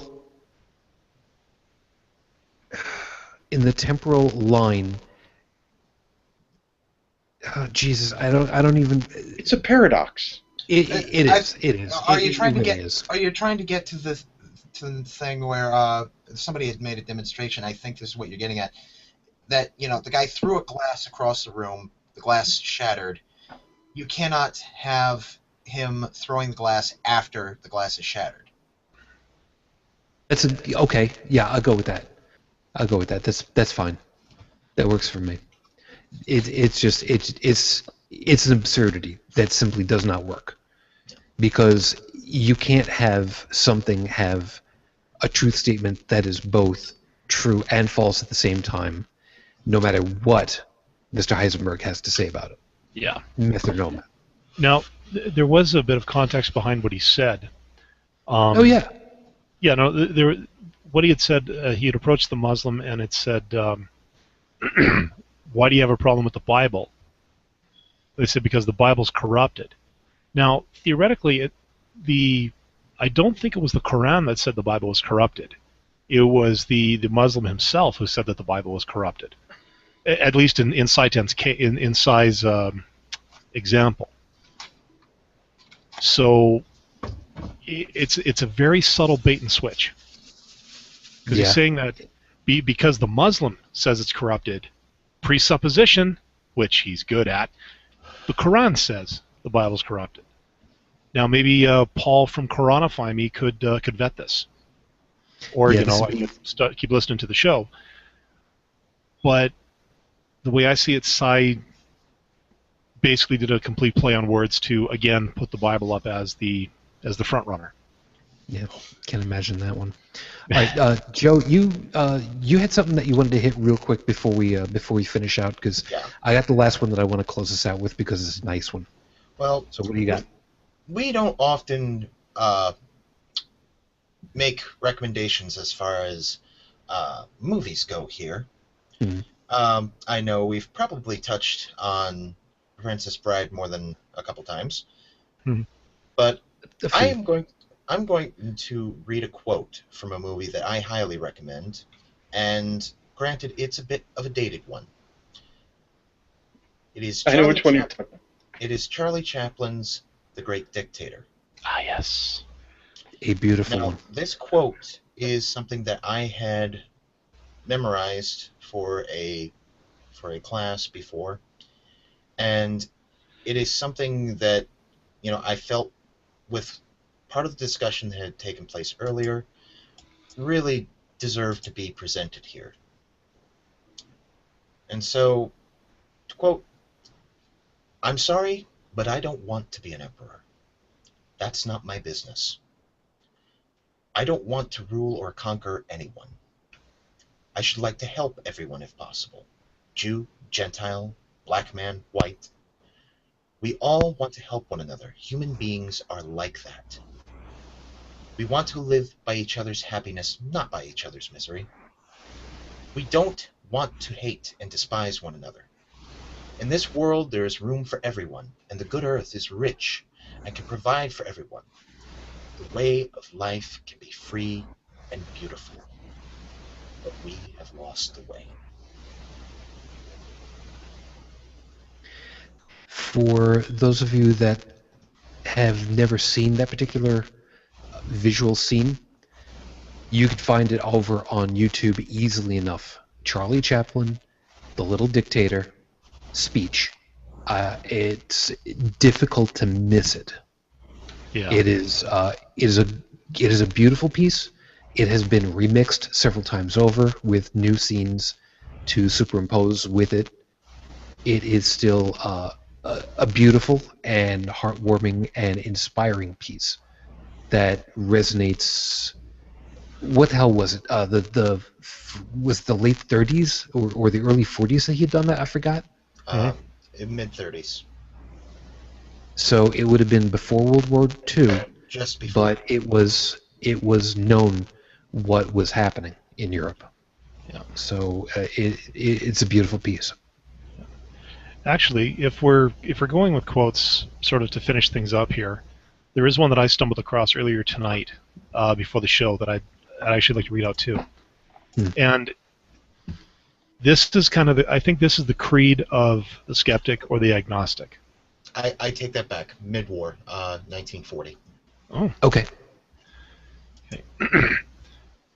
If anyone can show me and prove to me that I am wrong in thought or deed, I will gladly change. I seek the truth, which never yet hurt anybody. It is only persistence in self-delusion and ignorance which does harm.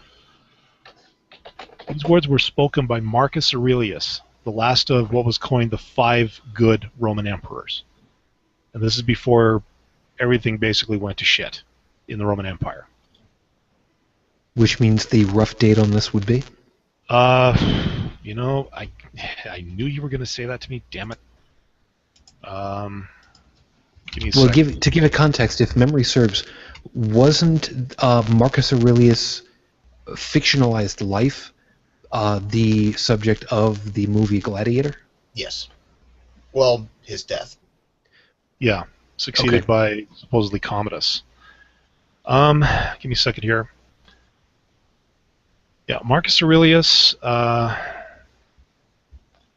Let's see, was a Roman emperor from 161 to 180 A.D. He ruled with Lucius Verus as co-emperor from 161 until Verus's death in 169.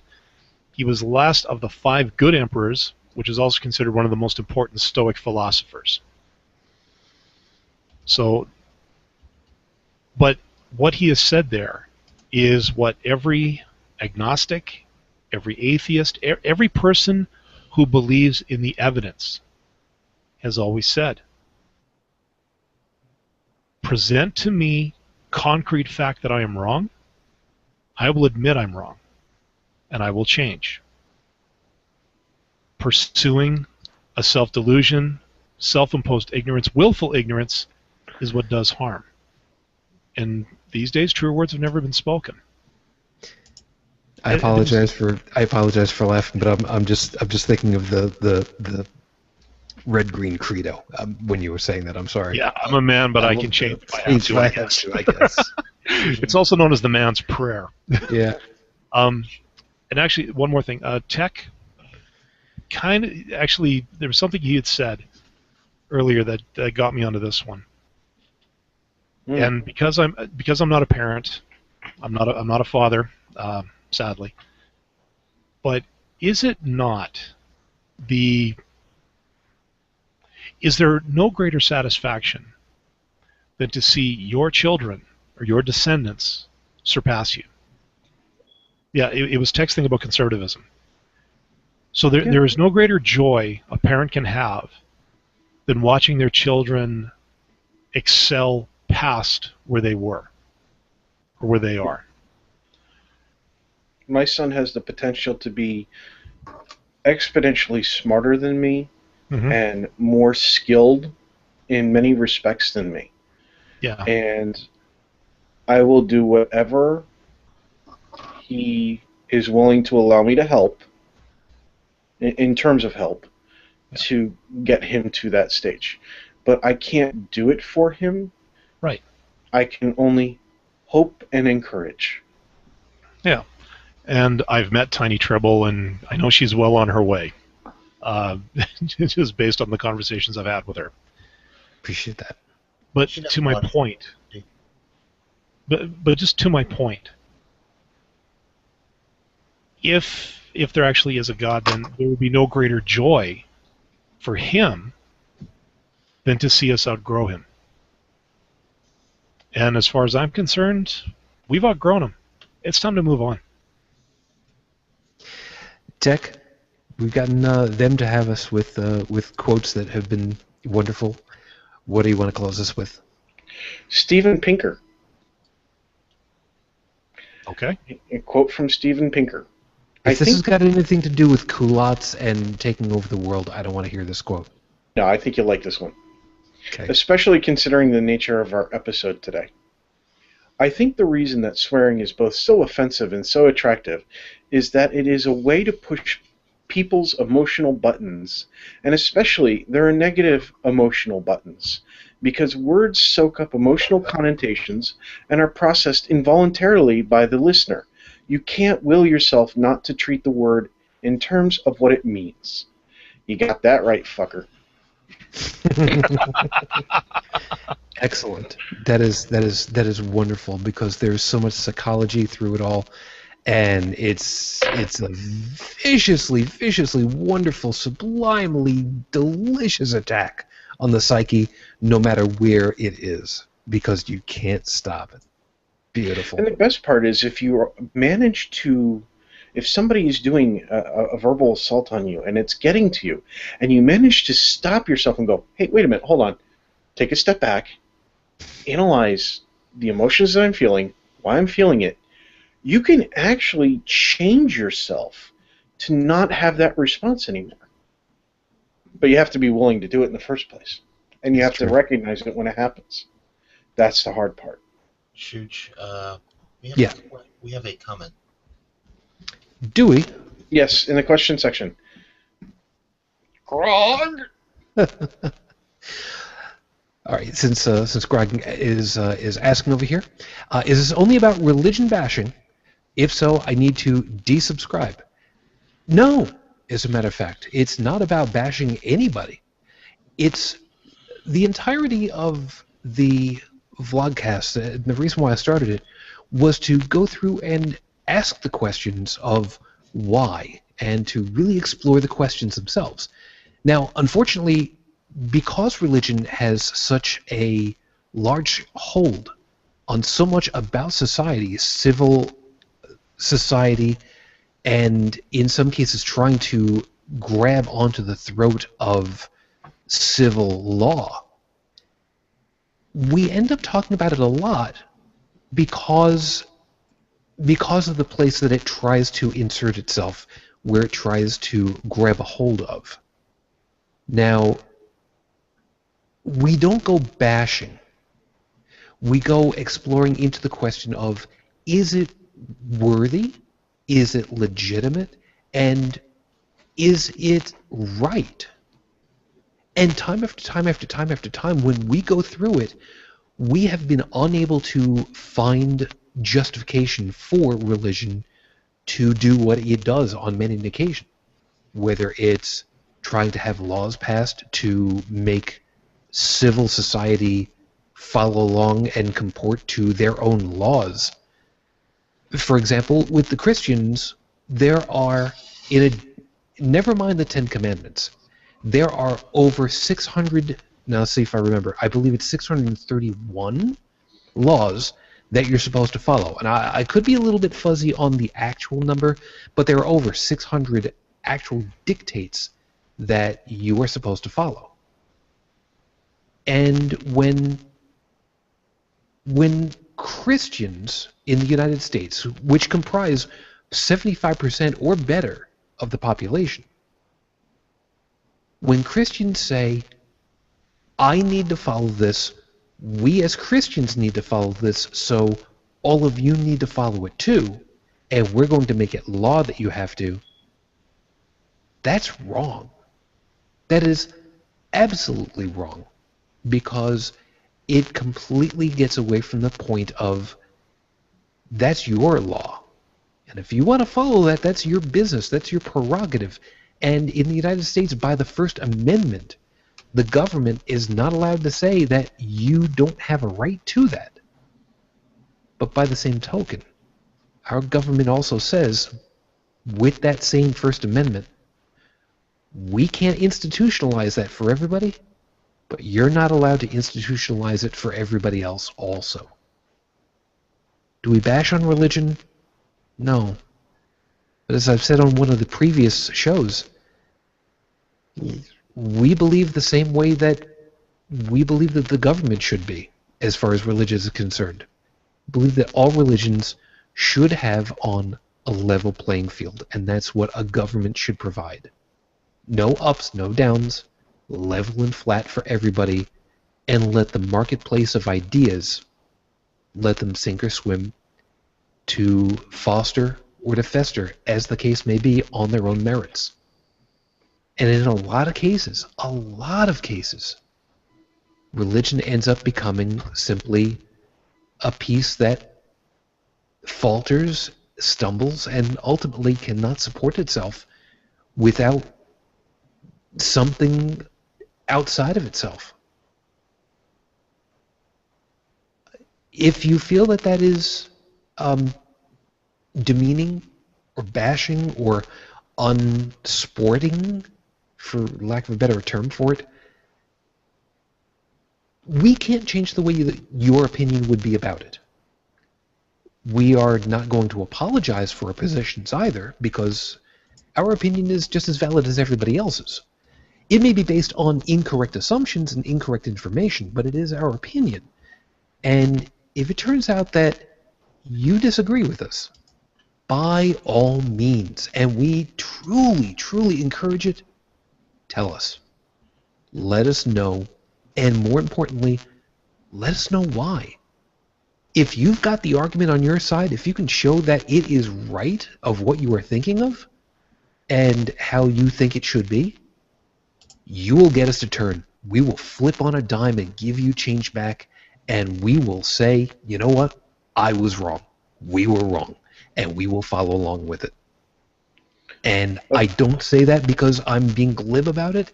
It's a hard thing for somebody to say I was wrong. But if you've got the argument, anybody that wants to challenge us has got the argument and they've got it dead to rights, we'll be right there. Yeah, Tech, real quick. I was just going to say, but be prepared. If you think you have what you need to change the opinion of all theists and all atheists of the world over of the absolute truth, you better have some pretty darn good empirical evidence. And if you don't know what empirical evidence is, please go talk to scientists, look it up, do some research. I'm a layman. I'm not going to be explaining scientific definitions for you. That's where you want the professionals to give you a good schooling on the concept of empirical evidence if you're not already familiar with it. And if you're not already familiar with it, don't be ashamed. Okay? Never be ashamed. The only thing you should be ashamed of is if you know that you need to learn it and you refuse to. And don't go asking Saiten Bergenkate to explain it all. He's not a scientist. We'll leave the brain in a box or brain in a jar aside. I go back to the quote that I said earlier about if you can show me and prove it to me, I'll change. That is the mark of a person who seeks knowledge. Yes, and that's a. Sorry, go ahead. Yeah, no, you go in with your paradigm, and you find evidence to prove that your paradigm is incorrect or inaccurate or perhaps not complete. It then behooves you to alter your paradigm to match that which is evident. I hope I can use that term properly here, because I was about to say true, at which point the I'm pretty sure. Oh God, I can't believe I just missed his name now. It's late. Yeah, not Saiten, but the other guy. Matt Delante. I'm sorry. Sorry, Matt. I choose the words carefully, because to say something is absolutely true, that's not true either.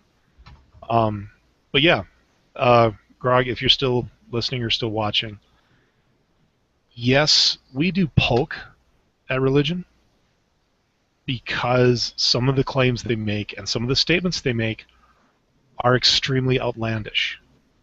Some of them have no basis in evidence. There's no proof of it. And a lot of the more outspoken religious folk today are taking a religion, like taking what a lot of us grew up with, and they're twisting it. And yes, if it seems like we're mocking or bashing, it's because we are calling out these outspoken twisters, if you will. We're calling them out on their own crap. But I personally, I do want to know where all of this is coming from. I do want to know why things are happening the way they are. And I want to see, you make a claim like this, okay, where is that coming from? Why is that around? Like I said, we share jokes, a few things like that, but beneath it all, we are on a quest for knowledge. We go in with a certain supposition. We find something that makes us that is going to force us to change our view. We'll change it.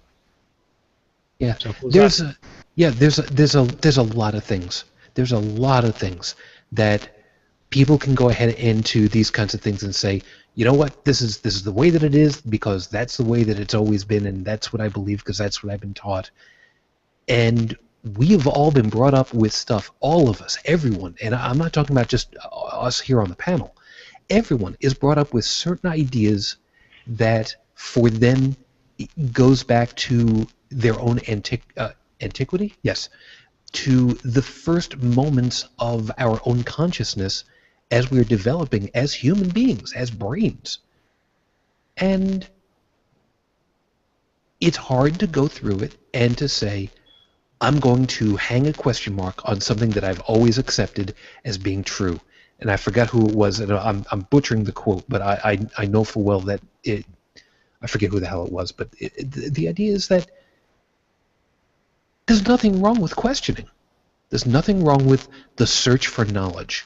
Were it not for, we wouldn't have the electronic cameras that we have now. Because Einstein would not have figured out the photovoltaic potential in packets of light. Digital cameras owe everything to the theories that he came up with. Believe it or not, Einstein, one of the fucking most amazing brains that the human race has ever produced. And something that is as simple as this little doohickey right here on this piece of plastic and metal and silicon and metal and Hubble nickel. too. Yes. And this, we now take stuff like this for granted. And that's because we kept asking, what is this? What is this made of? Why does this behave the way that it does? And we're trying to look onto as much as possible of life. And that includes what we've thought of as always being the case. Religion is one of those things. And it's only one facet. Believe me, if you take a look at some of the other videos that we've done, and this is now episode 20, we've talked about a whole bunch of different things. We've talked about what people shouldn't talk about anymore. We've talked about why people think different things. And in the future, we're going to end up talking about things like, why are there differences in philosophy? What was supposed to happen tonight? Why are there differences in skeptical philosophy between North America and Australia? Why, in the upcoming shows, want to talk about guns in the United States, gun control, why not, the death penalty. I want to talk about things like love between people who are secular, who are without faith, versus those who do have faith. What's the difference? What happens with it? What happens when you try to teach sex education between the secular and the religious? And so many different things. But I want to ask the questions of why. I don't want to go ahead and say, you're wrong. And I don't even want to say you're wrong because. I want to say you've got this answer to this question. I think that the answer is this. What's the point in between? What's the stuff in between all of those points? And explore them. And sometimes the truth hurts. Some group is going to eventually come down to you're right or you're wrong. You don't have a leg to stand on. You do. You don't. Why? Why? And I sincerely hope that you do decide to investigate them. Don't just take the piece that you've caught from us so far and base the entirety on maybe the 10 minutes that you've had with us so far. Go through some of the other videos and play the drop the needle game. When I was going through music classes, they had a test that was literally drop the needle. And what the teacher would do is they would put a vinyl record on a record player. They would pick up the stylus, move it to a random spot on there, and literally drop the needle on the record. And they would play 30 seconds, 20 seconds out of a song, and then lift the needle, and your job was to identify what piece of music, what movement in that piece of music, who wrote it. And it was the idea of, you know, being able to memorize this stuff. But if you take it from the standpoint of trying to get an idea as to what kind of stuff happens with us, take a look through some of the other videos and just load up, pause it, and move the pointer anywhere, and then take another 10-minute listen. Go through like 2, 3, 4 different ones. Not because I'm looking for page views on them, but just take a sample and take a listen to a couple of them and see what you think. If after 3, 10-minute clips, if it comes to you and you just say, nah, don't want to be bothered, cool. You know what? I got no problem with that. I got no problem with that at all.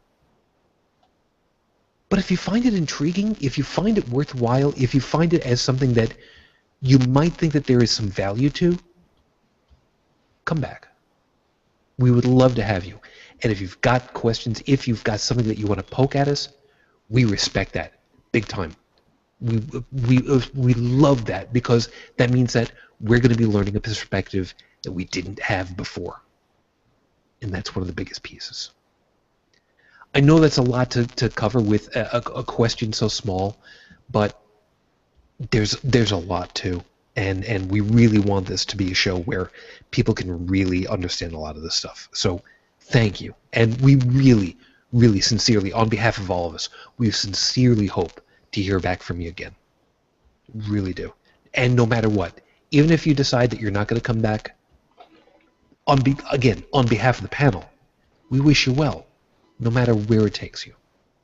So thank you for even chiming. I'm going to close this out with something that I consider poetry in visual form. And I've made mention about this before on one of the other shows, and I want to share this with us all because this is beauty. And this is poetic. And this, to paraphrase from 2001: A Space Odyssey, it's something wonderful. This is an image, a rendered image, of the IKS Enterprise. It was rendered by the gentleman, and I've forgotten what his name is, who had been working on images for a calendar set called The Ships of the Line. A collection of images of various starships from the Star Trek series. Some were canon ships, some were imaginary, so to speak, concept ships. Fan art. Fan art and such. But this is a picture that he generated on the recommendation, on the specs, on the ideas that the guys at NASA are working on and dreaming of. What would a warp-driven starship look like? What might it appear as? What might the design work end up being? And he took that idea, and he listened to them, and they fed him the ideas, and he said, let me do. And he came up with this. A dual-ringed starship. The idea of which is that it would be utilizing the concept of warped space travel, a new propulsive system that as yet is untried and untested and unproven, but has potential in theories of taking us as a species elsewhere. So this is the warp bubble theory that they're operating on right now? There are Where a you're not number- actually moving, you're needing space to conform around where you want to be. Yeah. Yep. It's unknown at this time how much truth there will be to such a technology. It is unknown at this time if it's doable. It's unknown if the physics will operate. It is unknown. If I may say, Hmm. using a scientific concept of looking back at past historical events and using it to build a prediction model, okay, which is the theory of evolution in one respect. Using the concept of looking back and building prediction models using a very rough estimate of statistics, very rough. I'm talking not even having put it down on paper, just doing some calculations in my head. I would say it's safer to say that that probability, the probability of us creating a ship that could travel in some way, shape, or form that breaks the barrier of light, whether it actually does travel faster than light, or whether it is just a warp bubble in a respect, but in some way, shape, or form gets us somewhere faster than light travel could get us, is more likely than the rapture. There's a lot to this. And I want to show you just how much poetic this is for me. Man set out on foot from its infancy in Africa, and on foot was able to head out from the continent out into the rest of the world as we know it. And on foot was able to make it from somewhere in Africa across all of the continents of the world. On foot was able to domesticate animals, in which case to help him walk and travel further.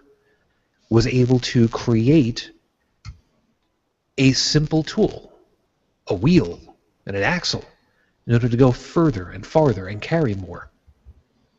And when foot power was insufficient, he discovered a way of floating on the water and traversing and going out, which has brought them from the farthest points of Asia out to the islands of Hawaii and various others in the area. And once the ability of traversing across the water was insufficient, using new tools, he was able to find a way of using those wheels again with steam power to start traversing across the land again, using iron and rails.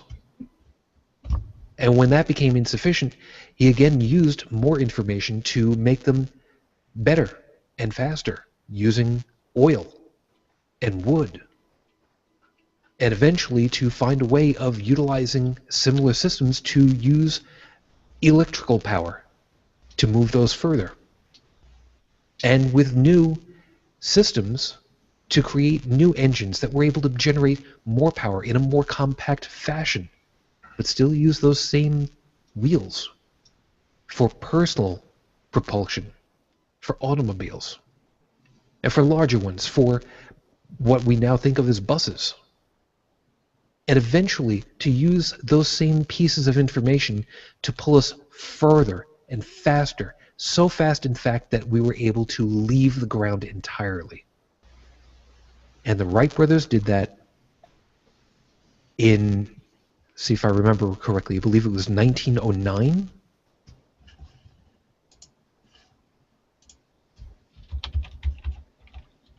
Sorry, in 1899. No, 1900. Jesus, too many things. And in 1900, the first official flight off of the ground happened through a propulsive system. Not even talking about a hot air balloon, because that happened far, far earlier. December 17th, 1903. 1903. Moved forward and pulled ourselves forward propulsively through a new medium, through the air, the atmosphere that we take now. Less than a century later, we found a new propulsive system that took us out of the atmosphere into space, into a new medium entirely, and deposited the human race onto a new body entirely, completely alien to everything that we'd ever known before. And now we have this design, this concept, this new thought on what it could be, with new math, with new physical properties that are being discovered, with new physics, with new cosmology, with new interactions with all of the fundamental forces as we know them. Why do I think that it's poetic? Because little by little, we are going to go on. It may not be with the idea of what we've got now. It may be something new. But ultimately, we will go forward. I only hope that I'm able to live long enough to see it.